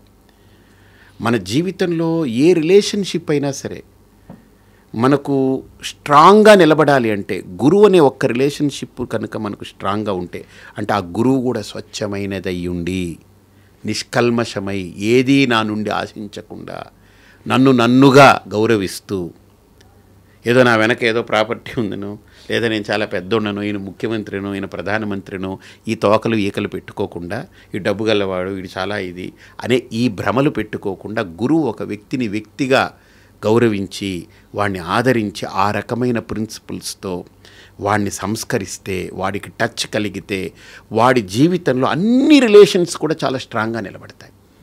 ఎందుకంటే గురువు ఈజ్ ది మెయిన్ స్విచ్. అది అక్కడి నుంచి పాస్ అయ్యేటువంటి ఎనర్జీ అన్నిటినీ స్ట్రెంగ్థెన్ చేస్తుంది. అతను స్ట్రాంగ్గా నిలబడగలడు, కొట్టుకుపోడు దేనికి. ఆ గురుబలం అలాంటిది. మీరు ఆస్ట్రాలజీలో ఒక మాట చెప్తారు, జ్యోతిష్యంలో మీకు పూర్తిగా పరిచయం ఉండకపోవచ్చు, కొద్దిగా మీరు నమ్మొచ్చు, అది వేరే విషయం. జ్యోతిష్యంలో గురుబలం లేకపోతే ఎన్ని గ్రహాల బలాలున్నా గురుబలం చాలా ముఖ్యమంటారు. ఎందుకంటే గురుబలం ఉండి మిగతా ఏ గ్రహాలు వక్రించినా ఇంతైనా గురు అనుగ్రహంతో ఎక్కడో చోట కాపాడబడతాడు. గురుబలం లేకుండా ఏ గ్రహం బాగున్నా ఆ గ్రహం వచ్చినప్పుడు పైకి ఎత్తుతుంది, వెర్రవీగిపోతాడు, కళ్ళు నెత్తికెక్కిపోతాయి, వాడికి అహంకారం వచ్చేస్తుంది, నాలాంటోడు లేడనుకుంటాడు, హిరణ్యాక్షుడు హిరణ్యకశిపుల్లాగా. తర్వాత కింద కూలుతాడు వాడిని కాపాడే వ్యక్తి ఉండరు. సమాజం కూడా ఎలాంటిదంటే ఎగురుతున్నప్పుడు వీడు ఎగిరాడు బాగానే, ఇప్పుడు పడ్డాడు కింద పడ్డాడని సమాజం కూడా నవ్వుతుంది, నవ్వుల పాలవుతాం. కాబట్టి గురువు బలం కావాలి, గురువు అనుగ్రహం కావాలి. ఇది నేను సత్యంగా చెప్తున్నానంటే, నేను ఒక సైన్స్ స్టూడెంట్ని, నేనే ఊరికి అల్లాటపాగా మాట్లాడను. ఒక జ్యోతిష్యాన్ని కానీ, జీవితాన్ని కానీ, లేదా ఒక ఆధ్యాత్మిక మార్గాన్ని కానీ నేను కనిపెట్టిన వ్యక్తిగా, దాంట్లో ప్రయాణం చేస్తున్న వ్యక్తిగా చెప్తున్నా. గురు బలం ఉంటేనే ఒక వ్యక్తి జీవితంలో నిలబడగలడు. ఆ గురువు కూడా బరువైన వాడు కాదు. వీడి డబ్బులకో, వీడి పేరుకో, పదవుకో సొల్లుగా అరుచుకునో, లేకపోతే ఇంకోటి చేసో, అంగలార్చో, ఆడు డబ్బు గల్లవాడు వస్తే ఆడికి పిసికేసి డబ్బు లేనివాడిని అలా చూసి ఈ వైషమ్యాలు, ఈ గందరగోళాలు లోపలుంటే ఆ గురువు అనే పదానికి అర్హత లేదు. ఎప్పుడు ఒక్కలాగా ఉండగలగాలి, నిశ్చలత్వమైన స్థితి. ఆ నిశ్చలమైన స్థితిలో ఏది రాని ఏది పోని, ఏది ఉండని ఏది లేకపోని, ఏది కాని ఏది కాకపోని, వాడి స్థితి వాడిది. అలాంటి వ్యక్తి ఈ సమాజానికి ఎంత గొప్ప అవసరం అమ్మా. ఈరోజు సమాజం మొత్తం ఉంటే ఒకలాగా, లేకపోతే ఒకలాగా, అయితే ఒకలాగా, కాకపోతే ఒకలాగా, కుదిరితే ఒకలాగా, కుదరకపోతే ఒకలాగా ఉన్న సమాజానికి కుదిరినా కుదరకపోయినా, అయినా కాకపోయినా, ఉన్నా లేకపోయినా ఒకేలా నిశ్చలంగా నిలబడగలిగి అతని దగ్గరకు వచ్చిన వ్యక్తికి ఆ ఎనర్జీని పాస్ చేయగలిగే వ్యక్తి ఉన్నాడంటే ఎంత గొప్పవాడమ్మా అతను. ఆ వ్యక్తిత్వాలు మనకు చాలా అవసరం ఈరోజు సమాజానికి. ఇప్పుడు మంచివాడు చెడ్డవారి గురించి చెప్పినప్పుడు, మంచివాళ్ళకి అన్నీ తెలుసు, మీరు చెప్పాల్సిన అవసరం లేదు. చెడ్డవాళ్ళకి ఏది ఫాలో అవరు, మీరు చెప్పినా ప్రయోజనం ఉండదు. అలా చెడు అనే దానికంటే నా అభిప్రాయం, చెడు అనే పదం, మంచి అనే పదం చాలా కాంప్లికేటెడ్ వర్డ్ అది. ఎందుకంటే ఎగ్జాంపుల్ చెప్తాను, ఎలా డిఫైన్ చేస్తారు, ఎలా లైన్ గీస్తారనేది. ఇప్పుడు నేను ఇక్కడ చాలామంది అంటే ఈ మందు తాగొద్దు, మందు మంచిది కాదని అంటారు కదా. కైలాస్ మానసరోవర్ ట్రిప్కి వెళ్ళినప్పుడు అక్కడ మా ట్రిప్లో ఉన్నటువంటి వాళ్ళు ఎవరైతే ఉన్నారో, నాతో కలీగ్స్ ఎవరైతే అక్కడ చేస్తున్నారో, కో ట్రావెలర్స్, నేను తీసుకెళ్ళిన వాళ్ళందరూ కూడా 60 ఏళ్ళు, 65 ఏళ్ళు, 70 ఏళ్ళు. వాళ్ళందరికీ ఈవినింగ్ ఒక సిరప్ అని ఇచ్చాడు అతను. ఇస్తే వీళ్ళు మంచిగా పడుకున్నారు, లేచారు. నేను అడిగా, ఇదేంటి ఇలా ఇచ్చావు, నాకు నిద్ర పట్టలేదు రాజు, మీరు తాగలేదు కదా. వాళ్ళు తీసుకున్నారు సిరప్, పడుకున్నారని. ఏంటనంటే అది ఆల్కహాల్, కొద్దిగా చిన్న వైన్ అనమాట, రెడ్ వైన్ ఏదో అన్నారు. అది ఎందుకనంటే ఇక్కడ అది మందు, ఔషధం. మీరు అక్కడ మందని తాగుతున్నారు, కానీ అసలైన ఔషధం ఇక్కడ పనిచేస్తుంది. ఎందుకంటే గడ్డగట్టిపోయే ఆ చలిలో అది వేడి పుట్టిస్తుంది, అది వాడికి ఒక రకమైన రిలాక్సేషన్ ఇస్తుంది. అది లేకపోతే నెక్స్ట్ డే వాడు ముందుకెళ్ళలేడని నాకు అర్థం కాలేదు. ఇక్కడ అది దోషం, కానీ అక్కడ అవసరం కాదు, అది ఔషధం. ఇక్కడ అది విషం అంటాం, అక్కడ అది ఔషధమైంది. ఇక్కడ చెడైంది, అక్కడ మంచి అయింది. కాబట్టి అక్కడ మంచి, ఇక్కడ చెడు ఒకటే పదార్థం 2 రకాలుగా ఎలా ఉంటుంది అంటే దేశకాలమాన పరిస్థితులకు అనుగుణంగా మారుతూ ఉంటాయి. కాబట్టి మంచి చెడు అనేది మనం డిఫైన్ చేయకుండా, మనం ఏంటనంటే అనుకూలమైనది ప్రతికూలమైనది అనే భావాలు మనం తీసుకుంటాం. అంటే ఇప్పుడు ఒక హార్మనీ ఉందనుకోండి, హార్మనీ అంటే సమతుల్యత అంటాం కదా, ఆ హార్మనీని డిస్టర్బ్ చేసేది డిజార్మనీ, రైట్? దాన్ని మనం చెడు అనుకుంటున్నాం, బట్ దట్ ఈస్ డిజార్మనీ. అంటే ఒక వ్యవస్థని డిస్టర్బ్ చేయడం, ఒక మార్గాన్ని, ఒక సజావుగా వెళ్తున్న దాన్ని బ్రేక్ చేయడం, దాన్ని అధర్మం అంటాం. ధర్మం అంటే ఏంటి? సజావుగా వెళ్ళదాన్ని ధర్మం అంటాం. కాబట్టి ఇక్కడ మనం గమనించాల్సింది, ఆ అధర్మంలో ఉన్నవాడు ఎవరైతే ఉన్నారో వాడికి ఏంటనంటే, వాడికి లాజిక్ ఒకటే లాజిక్, రావణాసురుడి లాజిక్ అది. హుక్ ఆర్ క్రుక్ నో, ఎందుకనంటే నేను రాక్షసుణ్ణి, నా నియమం అంటాడు వాడు. ఎందుకురా ఇలా లాక్కొచ్చావునంటే, నా ఇష్టం అది, నేను రాక్షసుని, నాకు కనిపించింది నేను లాక్కెళ్ళిపోతా, నాకు ఏమనిపిస్తే అది చేస్తా, నీ అనిపించడాలతో నాకు పని లేదు. నీకు బలాఢ్యుడే, నీకు బలం ఉందే, నేను అనిపించింది తప్పుని రుజువు చేసుకోలేదా, నన్ను ఎదుర్కో. నీకు ఆ బలం లేదనుకో, పక్కకు తప్పుకో, నువ్వు బలహీనుడి, పక్కకు పో. నాకు అనిపించిందే నేను చేస్తా, నాకు కనిపించిందే నేను నమ్ముతా, నేను చేయాలనుకున్నదే నేను చేస్తా, నాకు ఇష్టం వచ్చినట్టు చేస్తా అనేది ఆ రాక్షసికమైనటువంటి భావజాలం ఉంటుంది కదా. ఇతరులను ఎవరినీ కన్సిడర్ చేయకుండా ఇంకా తనే ముఖ్యమంతే, తనకు తానే ముఖ్యమన్నట్టుగా ఉండేటువంటి వాడు ఈ సమాజానికి ఆటంకపరుస్తుంటాడు వాడు. ఎందుకంటే ఇంకొకళ్ళది ఎవరిది కన్సిడర్ చేయడు. ఇప్పుడు స్కూటర్ వేసుకుని కార్లు గీళ్ళు ఉంటే రయ్యా రయ్యా రయ్యా రయ్యా సిగ్నల్స్ ఉన్నా ఆపకుండా పట్టుకోకుండా వెళ్ళిపోయి అందరినీ గాబరా పుట్టించేసి గందరగోళం చేస్తున్నాడు అనుకో, వాడిని ఏమంటాం మనం? చెడు అంటామా? కాదు, ఒక డిజార్మనీ. ఈజ్ క్రియేటింగ్ డిజార్మనీ కదా. అదే గౌరవంగా వెళ్ళి ఎక్కడ సిగ్నల్స్ వస్తే ఆపి, ఎవరికి ఆటంకం కలగకుండా, ఎవరైనా పాపం కళ్ళు లేని వాళ్ళు క్రాస్ అవుతుంటే రైట్ బుద్ధి లేదని వాడి మీదకి ఎక్కించేయకుండా ఆగి జాగ్రత్తగా వాళ్ళని వెళ్ళిన తర్వాత వెళ్ళడం, ఇది ఒక హార్మనీ కదా. అంటే అవతల వాళ్ళ పట్ల కన్సర్న్ కదా. If you don't have a concern for others, you have no right to live in this society. Go, అడవిలోకి వెళ్ళి హాయిగా బతుకు, జంతువులతో పాటు బతుకు. నీకు కన్సర్న్ ఉండాలి, సొసైటీ అంటే కన్సర్న్ ఉండాలి. కొన్ని విషయాలు నువ్వు కాంప్రమైజ్ అవ్వాల్సి వస్తే అవ్వాలి కదా. That is what social life అంటే, సొసైటీ అంటే. ఫ్యామిలీ అంటే ఏంటి? ఒక్కోసారి ఫ్యామిలీ గురించి సాక్రిఫైస్ చేయాలంటే ఏదైనా సాక్రిఫైస్ చేయాల్సి వస్తే చెయ్యాలి. That's how the bonding comes, right? Otherwise అక్కడ ఉంది, నేను తినేస్తాను, మీరు తింటే తినండి, సస్తే చావండి, మీకు లేకపోయినా నేను పట్టించుకోనని ఇంట్లో ఒక స్త్రీ కనుక అలా ఉంటే పిల్లల బతుకేంటి, పురుషుడి బతుకేంటి, మగవాడిది? ఏం చేస్తుంది తల్లి? నా బిడ్డలు కడుపు నిండా తినాలి, నాకు లేకపోయినా పర్లేదని నీళ్లు తాగేసి ఉండేవాళ్ళు నేను కొంతమందిని చూశాను. వాళ్ళు అన్నారు బాధపడుతూ, నా పిల్లలు తినాలి, ఉన్నది వాళ్ళకి ఊడ్చిపెట్టాలంతే. ఏం గొప్పతనం అమ్మా అది, తల్లి రోల్ అది. వాళ్ళకి దండం పెట్టాలి కదా. అలాంటి వాళ్ళు ఉంటేనే కదా సమాజం బతుకుతుంది. పిల్లలా పుట్టారా, గాలికి పుట్టారు, గాలికి పోయారు, వాళ్ళు తింటే తింటారు, పోతే పోయారు, నేను తినేసేస్తాను, మీకు లేకపోతే నాకేంటి అని మాట్లాడితే తప్పు కాదు అది. ఎందుకంటే ఆవిడ ఆకలే ఆవిడది. కానీ ఆవిడ తల్లిగా ఒక రోల్ ప్లే చేస్తున్నప్పుడు కన్సర్న్, ఆలోచన, ఆవిడ పాదాలకి దండం పెట్టాలి కదా. అక్కడ ఆ కన్సర్న్ ఎందుకు ఉంది? అక్కడ ఆ బాండింగ్ ఉంది కాబట్టి. సో ఫ్యామిలీ, ఒక సొసైటీ, ఈ కన్సర్న్స్ ఉంటాయి వీటికి. You need to respect that concern. ఇప్పుడు మనం కన్సర్న్స్ గురించి మాట్లాడుకున్నప్పుడు, ఈ మైక్ ఉంది, నా అవసరం తీరుస్తోంది, కెమెరా ఉంది, మనల్ని రికార్డ్ చేస్తుంది, నాకు వాచ్ ఉంది, మొబైల్ ఉంది, కార్ ఉంది, ఇవన్నీ కూడా నా అవసరాలు తీరుస్తున్నాయి. వాటికి నేనేం పూజలు చేయట్లేదు, నా ఎదురుగా కళ్ళకి కనిపిస్తున్నారు. మీరు చేస్తున్నారు, పూజ చేస్తున్నారు. yes, భగవంతుడికి పూజ చేస్తున్నాను, కాకపోతే ఆయన కనిపించట్లేదు. వీటికి చేస్తున్నారు మీరు పూజ. మీరు ఒప్పుకుంటారు. ఇప్పుడు నేను చెప్తే దీనికి మంచి తొడిగారు, డస్ట్ పట్టకుండా తుడుస్తున్నారు, నీట్గా పెట్టారు. దీన్ని అయిపోయిన తర్వాత పీకేసి ఇలా ఇష్టం వచ్చినట్టు తోసేసి చేయట్లేదుగా, జాగ్రత్తగా లోపల పెడుతున్నారు. వాచ్ ఉంది, ఇంటికి వెళ్ళిన తర్వాత విప్పి పెడుతున్నారు, దాన్ని తుడుస్తున్నారు, దానికి ఏమైనా బ్యాటరీ అయిపోతే వేస్తున్నారు. Is it not puja? Is it not worship? Worship అంటే ఏంటి? పూలు తీసుకెళ్ళి వేసేసి హారతేయడం కాదు. నాకు ఏదైతే సహకరిస్తుందో దాన్ని నేను గౌరవించడం పూజ.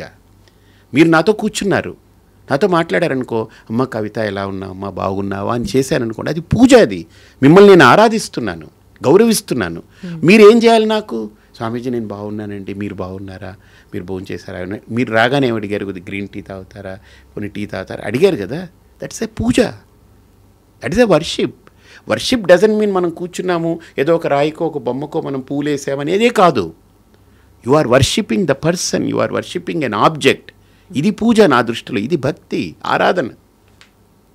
ఒక చెట్టు ఉంది, అందంగా దాన్ని చక్కగా చేసి దానికి చీడలు పీడలు ఉంటే తీసేసి, దాని కూడా పురుగులు పడితే దాన్ని కొట్టేసి దాన్ని కట్ చేసి దాన్ని అందంగా తయారు చేసి, అది పూజ. You are worshipping the plant. ఇవన్నీ నా ఎదురుగా కళ్ళకి కనిపిస్తున్నాయి, భగవంతుడేమో నాకు కనిపించట్లేదు. అదే కదా విగ్రహ రూపంలో మాత్రమే నేను చూడగలుగుతున్నాను. అదే భక్తి ఆయన అనేది. ఎక్కడున్నాడో తెలియదు, అదే ఎప్పుడు భక్తి. రెస్పాండ్ అవుతాడో తెలియదు. అదే భక్తి. అలాంటప్పుడు నేను ప్రతిరోజు పూజ చేయాలా? కాదు కదా, పూజ ఎవరి కోసం చేస్తున్నారు? ఆయన కోసం చేయట్లే. ఆయన ఏమి నువ్వు పూజ చేస్తేనే నా కడుపు నిండుతుంది అనలేదు కదా. పోనీ మీరు పెట్టిన నివేదన ఆయన ఏమి మొత్తం తినేసి మనకి ఏమైనా ఖాళీ గిన్నెలు ఇస్తున్నాడా? లేదు కదా. It's all act of devotion. అంటే నేను దైవంతో కనెక్ట్ అవుతున్నాను. అంటే ఎందుకు కనెక్ట్ అవుతున్నానంటే నాకు నా ఆచారం నాకు నేర్పింది ఏంటంటే, కనపడని ఒక ఎలిమెంట్ దైవం అనేది, దానికే ఇన్ని చేస్తున్నావు కదా, కనిపించే వాళ్ళతో కూడా నువ్వు ఇలా బతకరా, ఇలా నేర్చుకో, ఇలా ఉండని చెప్తుంది. మీకు గుర్తుందో లేదో, మన తెలుగు కల్చర్లో ఎస్పెషల్లీ తెలుగు నేల మీద ఎవరైనా ఇంటికి వచ్చారనుకోండి, ఏమండి ఎప్పుడు వచ్చారండి, బాగున్నారా అని ఫస్ట్ అడుగుతాం. కొద్ది కాళ్ళు కడుక్కుంటారా అని అంటాం. చేతులు కాళ్ళు కడుక్కొని రండి లోపలికి అంటాం. రాగానే తువాలు ఇస్తాం, తుడుచుకోండి అంటాం. వాళ్ళు కూర్చున్న తర్వాత కొద్ది కాఫీయో మజ్జిగో ఇస్తానండి, తాగండి, తర్వాత మీకు నీళ్లు తోడుతాను, స్నానం చేసి కూర్చుంటే భోజనం పెడతానంటాం. వాళ్ళకి ఇవన్నీ చేస్తున్నాం కదా. ఇదే దేవుడికి చేసేది. షోడశ ఉపచారాలు ఇదే మనం మనుషులకి చేస్తున్నాం. ఇదే మనం జంతువులతో కానీ చెట్లతో కానీ ప్రకృతిలో సమస్తమైన వాటితో ఉంటే ఈశ్వరుణ్ణి బొమ్మగా ఆలోచించక్కర్లే. నేను ఎప్పుడు ఒక మాట అంటాను. ఒక ఆవిడ ఇంటి ముందు ఒక పెద్ద చెట్టు ఉంది, అది సూర్యకిరణాలను అడ్డుకుంటా ఉంది. ఒక వాస్తు ఆయన వచ్చి, అమ్మ ఇది ఇంటికి మంచిది కాదు, ఎందుకంటే సన్లైట్ రావట్లేదు, మీకు జబ్బులు వస్తాయి, కాబట్టి ఈ చెట్టునైనా తీసేయండి, లేదు మీ గుమ్మమైనా మార్చుకోండి అని అంటే, ఆవిడేం చేసింది, ఎవరినో పిలిచి చెట్టు తీసేద్దాం, ఎందుకంటే ఈ గుమ్మం ఇది మంచి స్థలంలో ఉంది, ఇది ఉచ్చ గుమ్మం, ఇది మళ్ళీ నీచ గుమ్మానికి వెళ్ళిపోతుంది, వాస్తు దోషమని ఆవిడ చెట్టు తీసేసింది. ఆ చెట్టు కొట్టుకుపోయినవాడు కొట్టుకుపోయాడు, ఆడికి చెట్టు ఫ్రీగా ఇచ్చేసింది, ఇంక ఈవిడేం కూలి ఇవ్వలేదు. వాడు పట్టుకెళ్ళి ఒకటికి అమ్మాడు ఆ చెట్టు. వాడేం చేశాడు, ఎక్కడ సుడులు లేకుండా, ఎక్కడ ఎగుడు దిగుడు లేకుండా అది చూసి కట్ చేసి ఇంత లావు ముద్ద, మంచి ముద్ద కట్ చేసుకున్నాడు, ముద్దు. దాన్ని చెక్కాడు, మంచిగా సరస్వతీదేవిలాగా చెక్కాడు. చెక్కి వాడు షాపులో పెట్టాడు. ఈవిడ ఒక 15 రోజుల తర్వాత మా షాపింగ్కి వెళ్ళాలని వెళ్తూ ఆ షాపులో చూసింది, మంచిగా విగ్రహాలు ఉన్నాయి, బొమ్మలు ఉన్నాయి, నా మనవుడికి ఏదో గిఫ్ట్ ఇవ్వాలని పెట్టుకుంది. ఈవిడ చూస్తే సరస్వతీదేవి కూర్చుంది, అసలు ఎంత గొప్పగా ఉంది, అందంగా ఉంది. ఈవిడ అది ఎంత బాబు అని అంటే, ఇది 500 రూపాయలమ్మా అన్నాడు. తగ్గిస్తావా అని అంటే, లేదమ్మా ఇది చాలా ఇదైందని అంటే, సరే 500 ఇచ్చేసి తీసుకుంది. తీసుకెళ్ళి పట్టుకెళ్ళి ఇంట్లో పెట్టుకుంది, దేవుడి మందిరంలో పెట్టింది. వాళ్ళ మనవుడికి గిఫ్ట్ ఇచ్చి దండం పెట్టనింది. మీరు ఆలోచన చేయండి, ఇదే చెట్టు రూపంలో ఇంటికి అడ్డనింది, అదే దేవుడిగా మారితే మందిరంలో దూరి దండం పెడుతుంది. నేను దానికి ఒకటి రాసుకున్నా, చెట్టుకుంటే కొమ్మ, చెక్కితే బొమ్మ, మొక్కితే అమ్మ అని. బాగుంది, చాలా బాగుంది. దేవుడు ఎక్కడున్నాడు? చెట్టులోనూ ఉంది, ఆక్సిజన్ ఇస్తుంది కదా అది. నువ్వు అడ్డని తొలగించిన అది ఏడవలేదు, బాధపడలేదు. నీకు అది ఏమైపోయింది, నేను అది నేర్చుకున్నా. నువ్వు అడ్డు అని సమాజం నన్ను తొలగిస్తే నేను దేవుడిగా మారాలి, మళ్ళీ నేను రాక్షసుడిగా మారకూడదు, నేను రివెంజ్ తీర్చుకునే యాటిట్యూడ్తో వెళ్ళకూడదు. మీకు అర్థమైందే? నేను చెట్టుని నేను అడ్డనుకుంది, ఆవిడ నన్ను కట్ చేసి తొలగించింది. ఇప్పుడు నేనేమవ్వాలి? నేను ఒక సాధన చేయాలి. నేను దేవుడై వాళ్ళ ఇంట్లో, నట్టింట్లో, దేవుడి మందిరంలో కూర్చుని రోజు వాళ్ళు వచ్చి నాకు దండం పెట్టేలా చేయాలి. ఎంత గొప్ప సాధనం అది, ఎంత తాత్వికత ఉంది అందులో. కాబట్టి ఇది కాన్సెప్ట్, ఇది ఒక పవిత్రమైన కాన్సెప్ట్. ఇది కనపడని దేవుడికే మనం ఇవన్నీ చేస్తున్నాం కదా, కనిపించే ప్రతి దానితో మనం అలా వ్యవహరించాలి అని మనకు నేర్పారు మన వాళ్ళు. ఇప్పుడు పరిపూర్ణానంద స్వామికి బోల్డ్ అంతమంది ఫాలోవర్లు ఉన్నారు, డిఫరెంట్ ప్లేసుల్లో ఉన్నారు. బట్ ఎందుకని కాకినాడని ఎంచుకున్నారు? కాకినాడలోనే శ్రీపీఠం ఏర్పాటు చేశారు, కాకినాడలోనే మహాశాంతి యాగాలు. ఇప్పుడు ప్రధానమంత్రి, భారతదేశం మొత్తానికి ప్రధానమంత్రిగా ఆయన ఢిల్లీలోనే ఎందుకు ఉండాలంటే, ఎక్కడో కేంద్రం ఉండాలి, ఎక్కడో కూర్చోవాలి. అది దేశ రాజధాని అనుకున్నాం, మీరు ఎందుకు కాకినాడని? మీకే అదే అంటున్నా, నాకు ఒక ప్లేస్ కావాలి కదా. అక్కడ వాళ్ళు ఆశ్రయం ఇచ్చారు, అక్కడ ఉన్నాను. నాకు హైదరాబాద్లో ఇచ్చుంటే వచ్చుండేవాడినేమో, నాకు తెలియదు, ఏం తెలియదు. నేను చిన్నపిల్లవాడిగా నేను అటు గోదావరి ప్రాంతంలో తిరుగుతూ ఉంటే అక్కడ అప్పుడు ఉన్నటువంటి దంపతులు ఉన్నారు, వాళ్ళు ఆయన ముత్తా గోపాలకృష్ణ గారని ఒక ఒక ఆయన ఉండేవారు, ఆయన ఎమ్మెల్యేగా చేశారు అప్పుడు, తర్వాత ఇదయ్యారు, ఇప్పుడు ఏజ్ అయిపోయింది. ఆయన భార్య నా ప్రవచనాలకు వచ్చేది. ఆయన వచ్చి మీ స్పీచెస్ ఇక్కడ జరగాలి, మీరు ఇక్కడ ఉండాలి, మా ప్రాంతంలో ఉంటే బాగుంటుందని ఆయన రిక్వెస్ట్ చేశారు. తప్పకుండానండి, చూద్దామన్నాను. నేను అసలు ప్లానింగ్ లేదు, ఏం లేదు. Then it happen to be అక్కడ స్థలం ఇచ్చారు. శ్రీపీఠం కూడా నేనేం చేయలేదు. నిజంగా చెప్పాలంటే అదేదో భూమిలో నుంచి మొలుచుకొచ్చినట్టు అది అలా వచ్చింది తప్ప నేను ఎప్పుడూ దానికోసరంగా ఏమీ తాపత్రయపడలేదు. అది దైవానుగ్రహం, అలా డెవలప్ అయింది. ఆ కాకినాడ వాళ్ళ అదృష్టం అదంతే. సో మహాశక్తి యజ్ఞం ఏంటి, ఏం చేస్తున్నారు మీరు అందులో? ఇది ఒక అపురూపమైనటువంటి ప్రయోగం. ఇదొక కల్పం అంటే ఒక వేదము లేదా ఆగమాలు లేదా శాస్త్రాలు అవి చెప్పినటువంటి ఆచారాల్ని కల్పం అంటాం మనం. ఇది ఒక అపురూపమైన కల్పం. ఏంటనంటే ఇది నవరాత్రుల్లో ప్రత్యేకించి 10 రోజులు దాన్ని 100 కోట్ల కుంకుమార్చన చేయాలని ఒక సంకల్పం. అలాగ ఒక 1000 కోట్ల కుంకుమార్చన పూర్తి చేయాలి. ఈ భూమి మీద ఇప్పటిదాకా ఎవరు ఊహించలేదు. 100 కోట్ల కుంకుమార్చన ఎవరు ఆలోచన చేయలేదు. అది 1000 కోట్ల కుంకుమార్చన చేయాలని ఒక దృఢమైన సంకల్పం పెట్టుకున్నాం. మీకు అర్థమైంది కదా. ఆ సంకల్పంలో భాగంగా నేను అనుకున్నది ఏంటనంటే ఏదో ఒక సంస్కరణ జరగాలి అని. స్త్రీలకి దీక్షావస్త్రధారణ అనేది ముఖ్యం. ఒక దీక్షావస్త్రం ఎందుకు అని అంటే అది 250 రూపాయలు అది చీర. మనం అహ్మదాబాద్లో ఎక్కడో సూరత్లో దాన్ని ప్రింట్ చేయించి తీసుకొస్తాము. చాలా నాణ్యమైంది అది. బయట ఎక్కడైనా సరే అది ఒక 700 రూపాయలు తక్కువ ఉండదు. మనం 250 రూపాయలు కొట్టిన దానికి తీసుకొచ్చి ఇస్తున్నాం. అది ఎందుకు అని అంటే చదువుకున్న వాళ్ళకి, చదువు లేని వాళ్ళకి, డబ్బున్న వాళ్ళకి, డబ్బు లేని వాళ్ళకి, తెల్లగా ఉన్నా నల్లగా ఉన్నా, లేదు పైన కులమైన కింద కులమైన, అసలు ఈ తరతమ భేదాలు లేకుండా ఒక స్త్రీమూర్తి అది కట్టుకోగానే అమ్మవారిలాగా మారాలి, కనపడాలి. ఇంకా ఆవిడ వెనక ఏది కనపడకూడదు, నాకు ఇంకా అమ్మవారే కనపడాలి. ఆ దీక్షావస్త్ర ధారణ యొక్క నియమం ఏంటంటే అది ధరించిన ప్రతి స్త్రీమూర్తి నాకు ఒక అమ్మవారు నడిచొస్తున్నట్టు ఉండాలి. ఇంకా XYZ ఇవన్నీ బ్లా బ్లా బ్లా బ్లా ఇష్టం లేదు నాకు. అలాగ నేను ఆలోచించినప్పుడు కొన్ని వేల మంది దాన్ని అంగీకరించారు. ఒక 50,000 మంది ఇప్పుడు రిజిస్టర్ చేసుకున్నారు. ఇప్పటికి అయింది మాకు. వాళ్ళు వస్తారు. ఇప్పుడు ఇంకొకటి ఏంటంటే నా ఆలోచన, వాళ్ళు 3 గంటల సేపు తదేక చింతనతో ఏకదృష్టితో ఉండి నిలబడగలరా అని వాళ్ళని మెల్లగా అలవాటు చేస్తూ తీసుకురాగలిగాను. మూడోది ఏంటనంటే భర్త పోతే మీరు పూజ చేయకూడదు, మీరు ఇది చేయకూడదు, అది చేయకూడదు అంటారు. అన్నిటికీ దూరం ఉండాలి అని అంటారు కదా. నేను మిగతావన్నీ పక్కన పెట్టా. అన్నీ పక్కన పెడదాం కాసేపు, అది వాళ్ళ అభిప్రాయాలు పక్కన పెడదాం. అసలు దేవుడికి ఎందుకు దూరం అవ్వాలి, పూజకి ఎందుకు దూరం అవ్వాలి, నేను బాగా దీని మీద చర్చ చేశా. లోపల మదించా. నేను ఇందాక చెప్పాను కదా, ఒక సన్యాసి, ఒక గురువు సమాజానికి ఎందుకు అవసరం అని చెప్పాను కదా మీకు. అలాగ దీని విషయంలో నేను బాగా మదించి చర్చించి అన్ని చోట్ల వెతికా. ఇది ఎవరో కావాలని ఒక కుట్ర చేశారు మన సంస్కృతి మీద. ఎందుకంటే స్త్రీయే ధర్మానికి మూలం. స్త్రీ పోతే ధర్మం లేదు. ఇంకా స్త్రీయే ధర్మం, స్త్రీయే మర్మం, స్త్రీయే మోక్షం. నిజమది, నేను కనిపెట్టింది అది. మా అమ్మ లేకపోతే పరిపూర్ణానంద లేడు కదా. చిన్న ఎగ్జాంపుల్ మన కళ్ళ ముందు. అలాంటిది నేను గమనించాను. ఒక స్త్రీ మూలం దీనికి.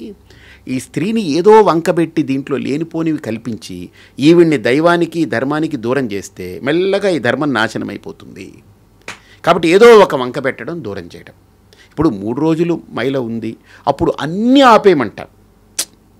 ఒక దేవుడిదే కాదు, నువ్వు ఏ పని చెయ్యకు. నాకు బాగా పరిచయం ఏంటంటే, నా చిన్నప్పుడు మా ఇళ్లల్లో స్త్రీలకి 3 రోజులు ఆ రజస్వల ఇది ఉన్నప్పుడు వేరే రూములో హాయిగా పడుకోమనేవారు. ఫుడ్ నేను పట్టుకెళ్ళి పెట్టేవాడిని.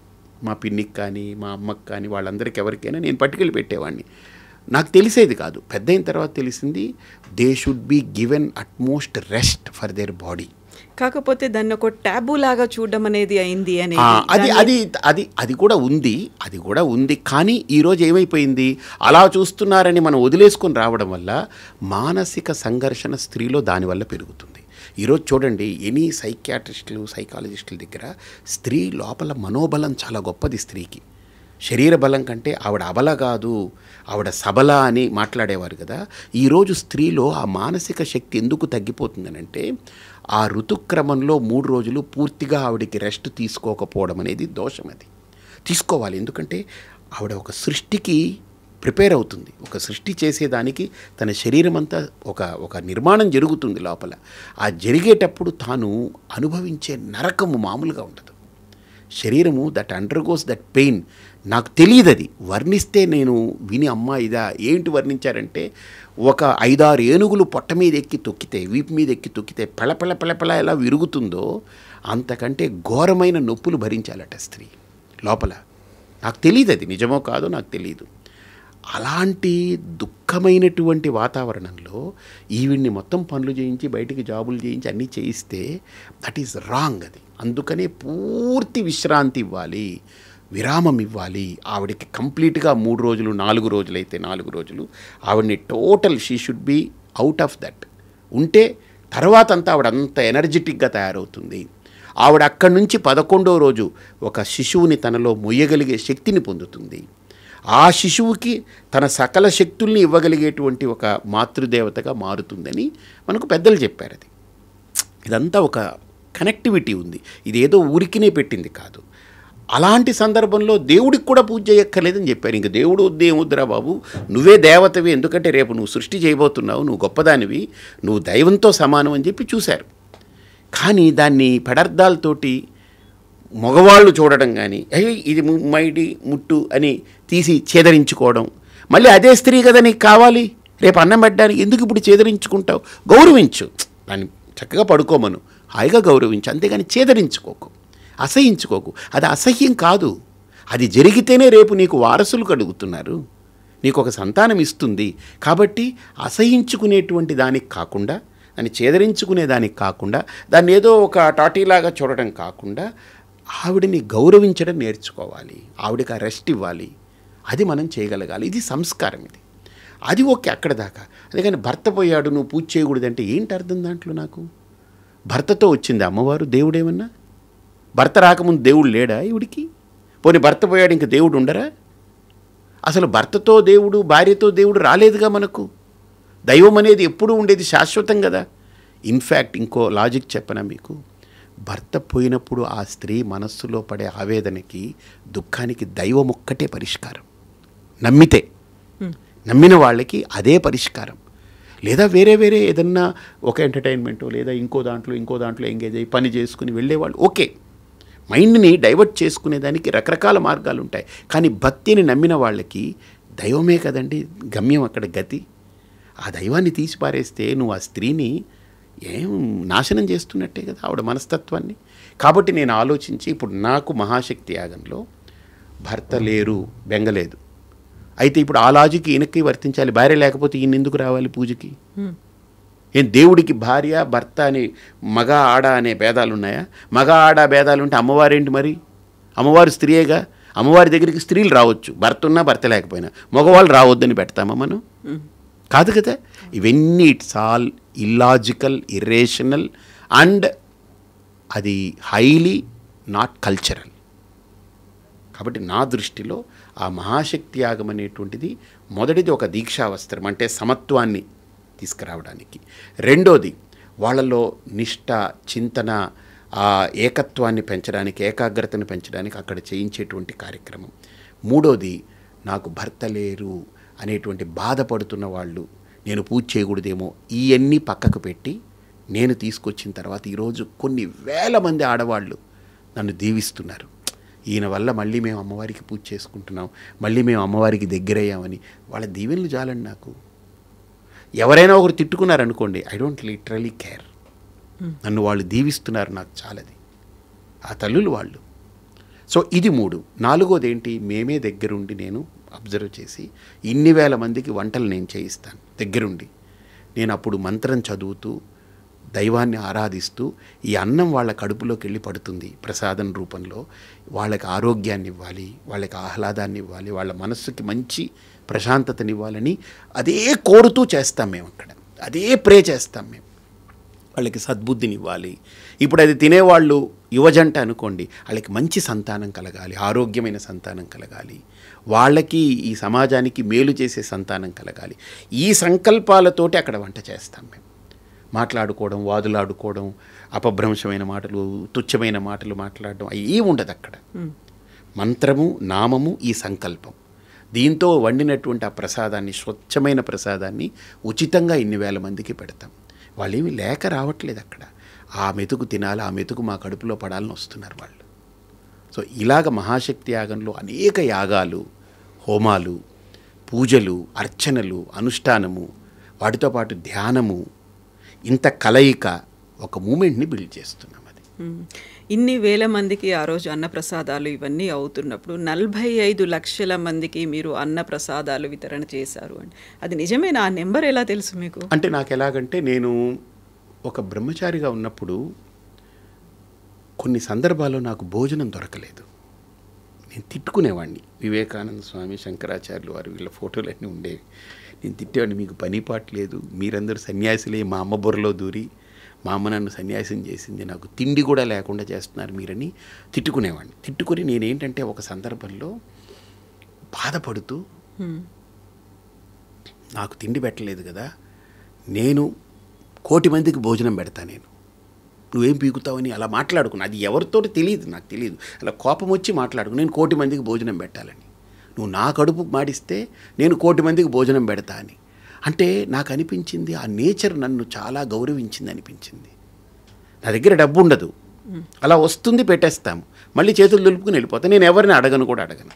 నాకు ఇది కావాలి, ఇది ఇవ్వండి అని ఇప్పటిదాకా నేను అడగలేదు. నా గురించి అడగలేదు, దాని గురించి అడగలేదు. అది అలా వస్తుంది, పని అయిపోతుంది, వెళ్ళిపోతుంది. అలాగా నేను ఇప్పటిదాకా మీరు అడిగినట్టు కౌంట్ ఎలా తీసుకున్నానంటే, కృష్ణా పుష్కరాలు జరిగాయి, గోదావరి పుష్కరాలు జరిగాయి. సో ఆ 4 పుష్కరాల్లో మేము తెలంగాణలో కావచ్చు, ఆంధ్రాలో కావచ్చు, 5 లక్షల మందికి భోజనాలు ఏర్పాటు చేశాం. మేము లక్షల మంది కౌంట్, మాది హెడ్ కౌంట్. నేను ఊరికినే ఏదో రాతలు చెప్పడం కాదు, ఎందుకంటే నేను ఎవరికి లెక్కప్ప చెప్పక్కర్లేదు. సో హెడ్ కౌంట్ తీసుకుని చెప్తున్నా మీకు. రోజుకి 60,000 మంది, 70,000 మందికి భోజనాలు సప్లై చేశాం. అలాగా ఒక 30-40 లక్షల మందికి మేము భోజనాలు పెట్టాం. ఈ మహాశక్తి యాగం అయితే మీరు ఇప్పుడు కౌంట్ చేయొచ్చు, ఇన్ని వేల మంది తింటారు, 4-5 లక్షల మంది భోజనం చేస్తారు 11 రోజులకి. ఇలాంటివి ఇన్ని యాగాలు జరుగుతున్నాయి. 25 ఏళ్లగా శ్రీపీఠం పెట్టి భోజనం నిరంతరం పెడుతూ ఉన్నాం. పెద్ద యాగాలకి పెడతాము, మామూలు రోజుల్లో పెడతాము, అన్నీ పెడుతుంటాం. ఇలా లెక్కేస్తే ఒక 45 లక్షలకి తప్పకుండా, ఇంకా ఎక్కువే పెట్టాం కానీ తక్కువ పెట్టలేదు. అలాగే నా కోరిక ఏంటంటే, నేను వండి చాలా బాగా వండుతా. అంటే నేను అనుకోవడం కాదు కానీ తిన్నవాళ్ళందరూ చెప్తారు, 400 రకాలు తెలుసు నాకు. మీరు చేస్తారు 400 వెరైటీస్. ప్యూర్ వెజ్జే కదా. ఉల్లిపాయ వెల్లుల్లిపాయ కూడా వాడను. అంటే నేను వాడను, నేను ఎవరికి అలా పెట్టను. ఎందుకంటే హెల్దీ ఫుడ్ పెడతా, చాలా హెల్దీ ఫుడ్ పెడతా. అంటే నేను నాన్ వెజ్కి యాంటీ అనో లేకపోతే అబ్బెబ్బే అనో అలా నేను ఎప్పుడు మాట్లాడను. అది ఎవరి ఫుడ్ వాళ్ళది, choice, that's their choice, right. నేను ఎంచుకున్నది నాకు ఆధ్యాత్మిక మార్గంలో నేను ఇలా నడవాలనుకున్నప్పుడు నాకు నా గురువులు చెప్పి నేను ఫాలో అవుతాను. 400 రకాలు వెజ్లో పక్కా ప్యూర్ వెజ్. అది సౌత్ నార్త్ అన్నీ ఉన్నాయి ఇందులో, అన్నీ ఉంటాయి. అసలు ఈ రోజు తింటే మళ్ళీ 365 రోజుల తర్వాత వస్తుంది అది. సంవత్సరం తర్వాత. ఇప్పుడు మీరు కారం అంటే మీకు మిరపకాయ కనపడుతుంది, నాకు ఎన్ని తెలుస్తా? అల్లం కారం, మిరియాలు కారం, మిరపకాయ కారం, ఎండుమిరపకాయ కారం, ఇలాగ కారాల్లోనే నేను చాలా రకాల కారాలు నేను వాడతాను కాంబినేషన్. మీకు పులుపు అంటే ఒకటే చింతపండు అనిపిస్తారు, కానీ టొమాటో పులుపు ఉంది, మామిడికాయ పులుపు ఉంది, ఉసిరికాయ పులుపు ఉంది, వాక్కాయ పులుపు ఉంది, చింతపండు ఉంది, నిమ్మకాయ ఉంది, ఇలా రకరకాల పులుపులు ఉన్నాయి. తర్వాత చుక్కకూర పులుపు ఉంటుంది, రకరకాల పులుపులు. అలా నేను అన్నీ స్టడీ చేసి ఏ కాలంలో ఏ పులుపు వాడాలి, ఏ కాలంలో ఏ కారం వాడాలి, ఏ కాలంలో. నేను కోవిడ్ వచ్చినప్పుడు కూడా ఫుడ్ తోటే చాలా కంట్రోల్ చేశాను అందరికీ. మెడిసిన్స్ వాడలేదు, మా ఆశ్రమంలో రానేలేదు కోవిడ్ దగ్గరికి. దానికి ఇంకో కారణం కూడా ఏంటంటే, ఇది నిత్యాగ్నిహోత్ర అని ఒకటి నేను చెప్పాను కదా, R&D చేస్తుంటా. నేను R&D ఒక 7 అంశాల్లో చేస్తా. ఒకటి సొసైటీ మీద, పాలిటిక్స్ మీద, తర్వాత స్పిరిచువాలిటీ మీద, ప్రోడక్ట్స్ మీద, తర్వాత పర్సనాలిటీస్ మీద, ఇలా రకరకాల వాటి మీద నేను R&D అంటే ఎప్పుడు రీసెర్చ్ చేస్తూ ఉంటా. నేను ఎప్పుడు నేర్చుకోవాలనుకునే వ్యక్తిని. అప్పుడు నేను అనుకున్నాను, మనకు కోవిడ్ ముందు దీని గురించి బాగా థింక్ చేశా. కోవిడ్ టైంలో విగరస్గా పనిచేశా. వచ్చింది కోవిడ్ టైంలో మనకు అందరికీ శానిటైజర్ వాడాలని చెప్పారు. మీకు గుర్తుందో లేదు, అందరూ బాటిల్ క్యారీ చేసి చేతుల్లో వేసుకుని ఏది ముట్టుకున్నా తుడుచుకునేవాళ్ళు. నాకు ఒక క్వశ్చన్, మనం బయటికి వెళ్ళాం ఏదో ముట్టుకుంటే శానిటైజ్ చేసుకుంటాం, కానీ బాడీ అంతా పట్టిన దాన్ని ఇంటికి వస్తాం కదా, మరి ఇది ఇంట్లో కూడా పాకుతుంది కదా, అది ఎయిర్ బోన్ అన్నారు కదా అప్పుడు, మరి అది ఇంట్లో అంతా పాకుతుంది కదా, ఇళ్ళంతా ఎలా శానిటైజ్ చేస్తాం మనం? ఏం చేయలేం. అందుకని ఇది కనిపెట్టాను నేను, నిత్యాగ్నిహోత్ర అని ఋషులు మనకిచ్చినటువంటిది. నేను కనిపెట్టలేదు, ఇది వాళ్ళు ఇచ్చిన అమూల్యమైన ఫార్ములాని. ఇది 100% న్యాచురల్ది అనమాట. ఇది ఇది మీకు కూడా ఇస్తాను. ఇది వెలిగించి పెడితే 45 నుంచి 55 నిమిషాలు వెలుగుతుంది ఒక కేక్. ఇది పూర్తిగా హెర్బ్స్, అంటే మన మైండ్ని రిలాక్స్ చేసే హెర్బ్స్ ఉన్నాయి, స్ట్రెస్ ఫ్రీ చేసేది ఉన్నాయి. తర్వాత మనలో డోపమిన్ అంటారు కదా, డోపమిన్ రిలీజ్ అయితే చాలా మనిషి హ్యాపీగా ఉంటాడని అంటారు కదా, డోపమిన్కి బాప్ ఇది. ఓకే, అంటే మన బ్రెయిన్ని తెలియకుండా సూదింగ్ చేస్తుంది, అంత హాయినిస్తుంది. ప్లెజెంట్ స్మెల్ ఉంది, ఓపెన్ చేయగానే అలా ఉంది కదా, అంతా మొత్తం హెర్బ్స్ ఇవి, పంచగవ్య హెర్బ్స్ తోటి చేసింది. ఇది ఒక్కటి వెలిగిస్తే ఆఫీస్ ఏరియాలో 50 మంది వర్క్ చేస్తుంటే వాళ్ళు ఒక 2 గంటలు పడుకుంటే ఒక న్యాప్ తీసుకుంటే 2 గంటలు ఎంత ఫ్రెష్ అవుతారో, ఇది వెలిగి ఈ 45 నిమిషాలు వాళ్ళు కనుక అది పీల్చుకోగలిగితే అంత రిఫ్రెష్ అయిపోతారు వాళ్ళు. ఇళ్ళంతా శానిటైజ్ చేస్తుంది, ప్యూరిఫై చేస్తుంది. దీని మీద నేను 6 సంవత్సరాలు చాలా చాలా చాలా కృషి చేసి అలా డిజైన్ చేసి చేశాను.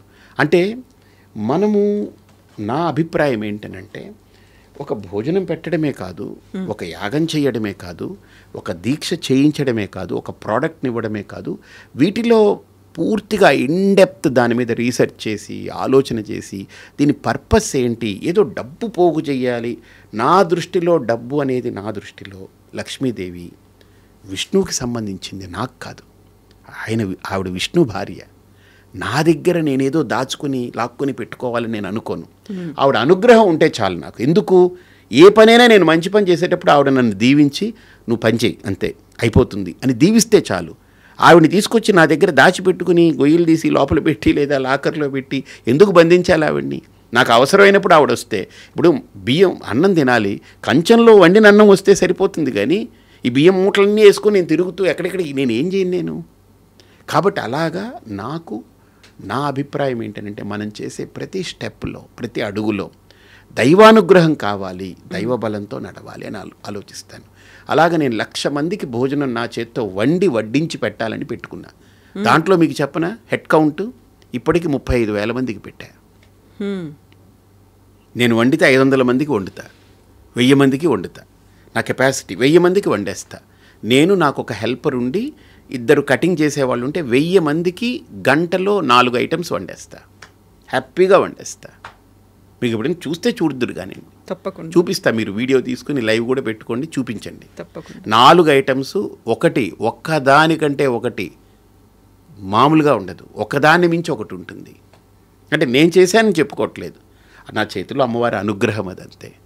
ఇప్పుడు మీరు తినేటువంటి ఆ భోజనం కూడా మీ అంతటా మీరే చేసుకుంటారా? బయట నేను యూఎస్ వెళ్ళినా కూడా నేను చేస్తే తిననని కాదు, నేను ఎక్కడికైనా వెళ్తే ఎవరైనా ఇడ్లీ తీసుకొస్తారు, ఎక్కడో ఉంటాను, తింటాను, అది కాదని కాదు. 99% నా చేతి వంట నేను ఇష్టపడతాను. ఎందుకంటే నా బాడీ, నా లోపల నాలిక నాకు ఏది తినాలనిపిస్తుందో నాకు చెప్తుంది. అది I'm doctor for my self. నాకు నేనే, ఇప్పుడు నా కడుపు ఏంటి, నా కడుపులో తినాలనుందా లేదా అది నాకు తెలుస్తుంది. నేనేం తింటే బాగుంటుందో నా నాలిక చెప్తుంది. నాలిక కొద్దిగా ఎలాగుంది, చప్పగా ఉంది అనిపించింది అనుకోండి, కొద్దిగా ఏదో తగ్గింది అక్కడ. అదేం కోరుకుంటుంది, కొద్దిగా మిరియాలు, జీలకర్ర ఇవన్నీ వేసి మంచి రసం పెట్టి అన్నంలో రసం కలుపుకొని తింటే చాలా బాగుంటుంది అనిపించింది అనుకోండి, నేను అందరికీ వెళ్ళి నాకు రసం పెట్టండి అని అడుక్కోవడం ఎందుకు, నాకు ఉందిగా నేనే చేసుకుంటాను తింటాను. నాకు కావాల్సింది నేను చేసుకుంటాను తింటాను. అంటే నా బాడీ కోరుకునేది, నా బాడీకి ఏది ఇస్తే మంచిది అనిపిస్తుంది నేను చేసుకుంటాను. నేను 1,00,000 మందికి ఎందుకు నేను వండి పెట్టాలనుకున్నాను మీరు అడగలేదే. నాకు ఒక రూల్ పెట్టుకున్నాను, ఏంటంటే ఒక మనిషి పుట్టింది మొదలు చనిపోయే వరకు ఒక 75 ఏళ్ళు అనుకుందాం, 75 years ఏజ్ అనుకుందాం, జస్ట్ ఒక నమూనా, ఒక అంచనా, ఎక్కడో ఒక పారామీటర్ కావాలి కదా. 75 ఏళ్ళు రోజుకి 3 సార్లు తింటే, రోజుకి 3 సార్లు తింటే ఎన్నిసార్లు తిన్నట్టు? అంటే ఏడాదికి 1100-1200 సార్లు తిన్నట్టు, 3 సార్లు తింటే, అంతే కదా. 3 3 9, 3 6 18, 1100 సార్లు. 1100 × 75 ఎంత అయింది? ఒక 80,000. 80,000 భోజనాలు చేసినట్టు. ఏది పుట్టినప్పటి నుంచి చనిపోయే వరకు 75 ఏళ్ళు 3 పూటలు. అంటే పుట్టినప్పుడు తినం కదా, ఒక 5-6 ఏళ్ళు వదిలేసిన అటు ఇటు చేసుకున్న 80,000 భోజనాలు చేసినట్టు మనిషి. 80,000 భోజనాలు చేస్తాడు వాడు. నేనేమనుకున్నాను, నేను పుట్టాను 80,000 సార్లు తిన్నాను చచ్చాను, ఇది కాదు. నేను 80,000 సార్లు తింటే నేను 1,00,000 మందికి నా చేత్తో పెట్టి చావాలని పెట్టుకున్నాను. అంటే నేను ఇంకో 20,000 మందికి అదనంగా నా ద్వారా నేను పెట్టి ప్రాణం వదిలేయాలని పెట్టుకున్నాను. ఇప్పుడు మీరు చేసినటువంటి 45 లక్షలు ఆ కౌంట్ అది వేరు, అది మాస్. అది నేను వండను, నేను దగ్గరుండి అన్నీ చేయిస్తాను. నా కౌంట్ ఏంటంటే 1,00,000 మందికి నేను పెట్టాలి, నా చేత్తో వండి పెట్టాలి. దీంతో పాటుగా చాలామంది స్వాములు పీఠాధిపతులు దగ్గరికి ఎవరిని రానివ్వరు, కాళ్ళను కూడా ముట్టుకొనివ్వరు. ఒకవేళ ముట్టుకుంటే వెళ్ళి ఇమ్మీడియట్గా స్నానం చేస్తారు. స్వయం పాకమే ఎట్ ఎనీ కాస్ట్, ఎలాంటి పరిస్థితుల్లో అయినా. అవన్నీ కూడా మీరు ఫాలో అవుతుంటారా? నేను లిటరలీ స్పీకింగ్ అలా ఫాలో అయితే నేను యూఎస్ వెళ్ళలేను, అలా ఫాలో అయితే నేను ఫ్లైట్స్లో తిరగలేను, అలా ఫాలో అయితే నేను ఐ డ్రీమ్ స్టూడియోకి రాలేను, అలా ఫాలో అయితే మీ ఎదురుగుండా కూర్చోలేను, అలా ఫాలో అయితే నన్ను ఇలా క్వశ్చన్స్ చేయకూడదు.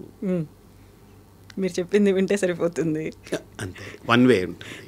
బట్ వాళ్ళని నేను డిస్రెస్పెక్ట్ చేయట్లేదు, I respect them because they are committed.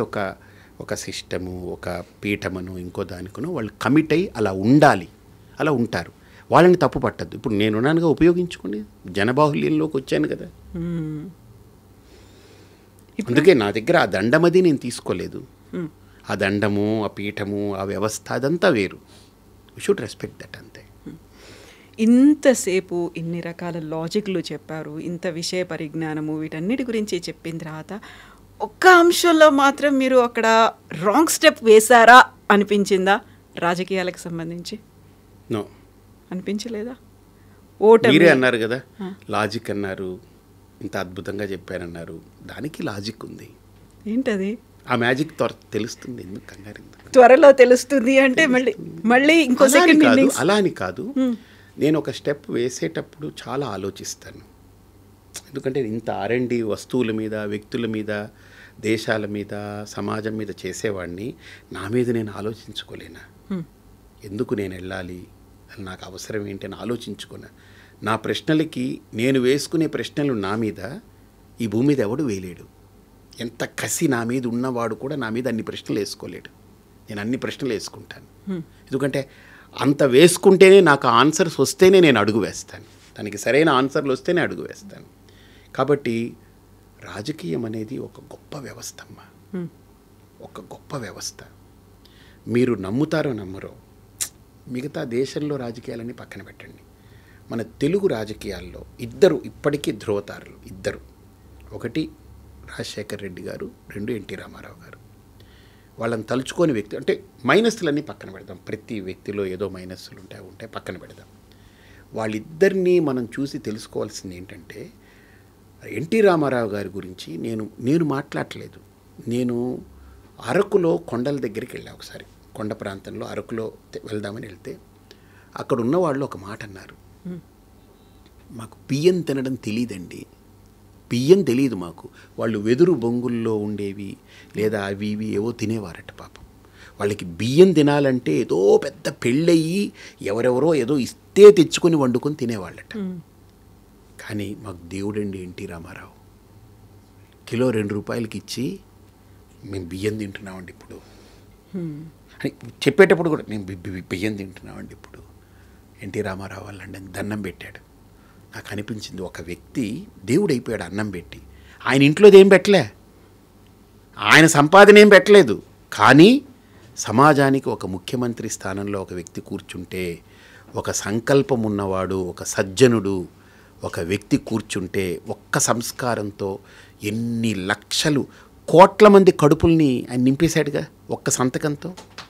ఇది ఆయన చేశాడుగా. అదే రాజశేఖర్ రెడ్డి గారు ఆరోగ్యశ్రీ అని పెట్టాడు ఆయన. నిజంగా చెప్పాలంటే ఆయనకి దండం పెట్టాలి మనం. ఆయన ఏమండి రామారావు అలా చేశాడు, ఈయన భ్రష్టు పెట్టాడు, రాజశేఖర్ రెడ్డి ఇది తిన్నాడు, ఏమిటండి మాట్లాడితే ఎవరినైనా మాట్లాడచ్చు. చేసిన మంచిని మాట్లాడదాం, మనం మనుషులం కదా. ఆల్ ద టైం ఈ చెత్త చెదారం చెడు మాట్లాడుకుంటూ ఎంతకాలం గడుపుతాం మనం? పోనీ నువ్వు చెడు చెప్పిన తర్వాత ఆయన చేసిన మంచికి ఏమైనా అర్థం లేకుండా పోతే ఉపయోగం ఏంటి? సో ఆరోగ్యశ్రీ అనే పథకం పెట్టి ఎవడమ్మా అపోలో హాస్పిటల్కి వెళ్ళి పడుకుంటారమ్మా, హాయిగా కడుపు నొప్పి వస్తే హాయిగా వెళ్ళిపోతున్నారు. ఇంకోటి ఆయన చెప్పే మాటల్లో కూడా ఎవరికైనా ఆపద వస్తే కుయ్యి అని మీ దగ్గరకు వచ్చేస్తుంది. ఏం గొప్ప ఆలోచన అది. 108 పట్టుకొచ్చి పెట్టారు. అంటే ఆయన డాక్టర్గా ఒక పేషెంటుని ఎలా కాపాడాలని, అంటే ఆయన ఎంతవరకు మెడికల్ ఫీల్డ్లో ఉండి ఒక డాక్టర్గా సర్వీస్ చేశారో తెలియదు, కానీ ఈ ఒక్క పనితో ఆయన మనుషుల మనసులో అలా నిలబడిపోతాడు. నాకు వాళ్ళిద్దరిని నేను ఆలోచించాను. రెండోది ఎన్టీ రామారావు కానీ రాజశేఖర్ రెడ్డి కానీ వాళ్ళిద్దరి అప్రోచ్లో కూడా ఒక హుందాతనం ఉండేది. గమనించారా మీరు? ఆ రాజకీయాలు ఇప్పుడు కనపడట్లేదు. ఆ రాజకీయాలు పెద్ద కుళ్ళు, స్వార్థం, దరిద్రం, దౌర్భాగ్యం. ఇప్పుడు మనకేంటంటే 2 రకాల నాయకత్వాలు, ఒకటి దౌర్భాగ్యం లేదా ఒకటి దరిద్రం. దరిద్రాన్ని కోటేస్తే దౌర్భాగ్యం ఓడిపోవాలి, దౌర్భాగ్యాన్ని కోటేస్తే దరిద్రం ఓడిపోవాలి. ఈ దరిద్రంలో బతుకుతున్నాం మనం. ఇలాంటి పరిస్థితుల్లోనే దౌర్భాగ్యం, దరిద్రం, కుళ్ళు ఇలాంటివి ఉన్నప్పుడు మీకు అక్కడ ఒక స్పేస్ ఉందనుకుంటున్నారా? ఆ స్పేస్ చుట్టూ ఉండదమ్మా, ఉండదు. నేను ఒకటి నేర్చుకున్నా, మన ఇంట్లో బూజు కొట్టాలంటే బూజు ముందు మన నెత్తి మీద పడుతుంది. అవునా? అంతేగా నేను ఎక్కడో ఉండి బూజు కొట్టలేను కదా. అంటే ఏమో రిమోట్ ఫ్యూచర్లో ఎలా వస్తే ఒకప్పుడు బూజు కర్రతో బూజు కొట్టేవాళ్ళం. ఆ ఉపమానం చూస్తే ఫస్ట్ బూజు ఎక్కడ పడుతుంది? కొట్టేవాడి మీదనే పడుతుంది. పడని, ఐఎమ్ రెడీ. దాన్ని క్లీన్ చేయాలనుకున్న నా నెత్తి మీద పడితే కూడా నేను ఆస్వాదిస్తా, తర్వాత కడుక్కుంటాం. ఏముంది? సమయం ఎప్పుడు వస్తుంది అది వాళ్ళ కాలం బట్టి, నాకు కాదు. నాకేం ఆ తాపత్రయం లేదు కదా. మంచి చేయాలని అనుకున్నాం. ఇందులోకి వెళితే బై అండ్ లార్జ్ చాలా పెద్ద మంచి చేయొచ్చు అని అనిపించింది. వెళ్ళాం. నాకు ఓటమి గెలుపులతో కూడా లెక్క చేయను నేను. నాకు తెలుసు నిలబడితే ఓడిపోతానని తెలుసు. కానీ నిలబడకపోతే ఈయన ఒక నిలబడ్డాడు, వాళ్ళకి వాళ్ళు ఫీల్ అవ్వాలి కదా, అరే ఇలాంటి వ్యక్తి వచ్చి మనం ఈయన గెలిపించుకోలేకపోయాము, ఏమిటిది అని ఫీల్ అవ్వాలా? వాళ్ళు అవ్వలేదనుకోండి, ఏదో రోజు ఏదో ఒకటి, అంటే మనం విత్తనాన్ని నాటితేనే కదా అది ఏదైనా మొలకెత్తుతుంది. మనం ఏమీ చేయకుండా అన్నీ నా దగ్గరకు వస్తే అప్పుడు ఆలోచిస్తానంటే ఎలా కుదురుతుంది? Let me do something. ఎప్పుడు చేస్తున్నాం కదా. సో ఏదైనా పార్టీలో జాయిన్ అవుతారా? మీరే స్వయంగా ఒక పార్టీ పెడతారా? అవన్నీ నేను ఆలోచించట్లేదమ్మా. ఆ టైంకి ఖచ్చితంగా nature will give a path. బాగుండాలి, సమాజం బాగుపడాలి, వీళ్ళకి మంచి నాయకత్వం రావాలన్నప్పుడు నేచర్ ఎవరో ఒకరిని, నన్నే కాదు, ఒక గొప్ప నాయకుడిని ఆ సమాజం యొక్క సంస్కారానికి తగ్గట్టుగా ఆ నేచర్ కూడా అది ఇస్తుంది. అది ధన్యవాదాలు స్వామి. మళ్ళీ మీరు చెప్పినట్టుగా మీ శ్రీపీఠమే కాదు, ఆ తర్వాత మహాశక్తి యాగం, ఆ తర్వాత మీరు స్వయంగా వంట చేసి పెడతా అన్నారు కాబట్టి అది కూడా ఉంది. 3 ఒకేసారి రండి. తప్పకుండా మీరు వస్తే ఇప్పుడు మా అమ్మగారు అనుకుని చక్కగా మీకు అన్నీ పెడతాను. మా అమ్మగారికి కొన్ని ఇష్టమైనవి కొన్ని ఉంటాయి. She is very choosy. మీకు పెడతాను తప్పకుండా. రండి. తప్పకుండా. ధన్యవాదాలు. And for more videos, please subscribe to iDream. Please subscribe to iDream. Please subscribe iDream. And please subscribe to iDream. For more videos, subscribe to iDream. Please like, share and subscribe to the channel. Congratulations, iDream. Subscribe to iDream. Subscribe to iDream. So subscribe to iDream Media. iDream ki iDream team andarki huge congratulations. Please subscribe iDream Media. Please subscribe to iDream. Subscribe iDream. Please subscribe to iDream. iDream అంటే నా కళల channel subscribe చేసుకున్న నోరు తిరుగుతలేదు, మీరైతే గంట గుర్తు కొట్టండి. For more such videos, please subscribe to iDream. Subscribe to iDream. Please subscribe to iDream. Please subscribe iDream Media. Please do subscribe to iDream. Please subscribe to iDream Media. For best entertainment and information, please subscribe iDream. And don't forget to subscribe to iDream.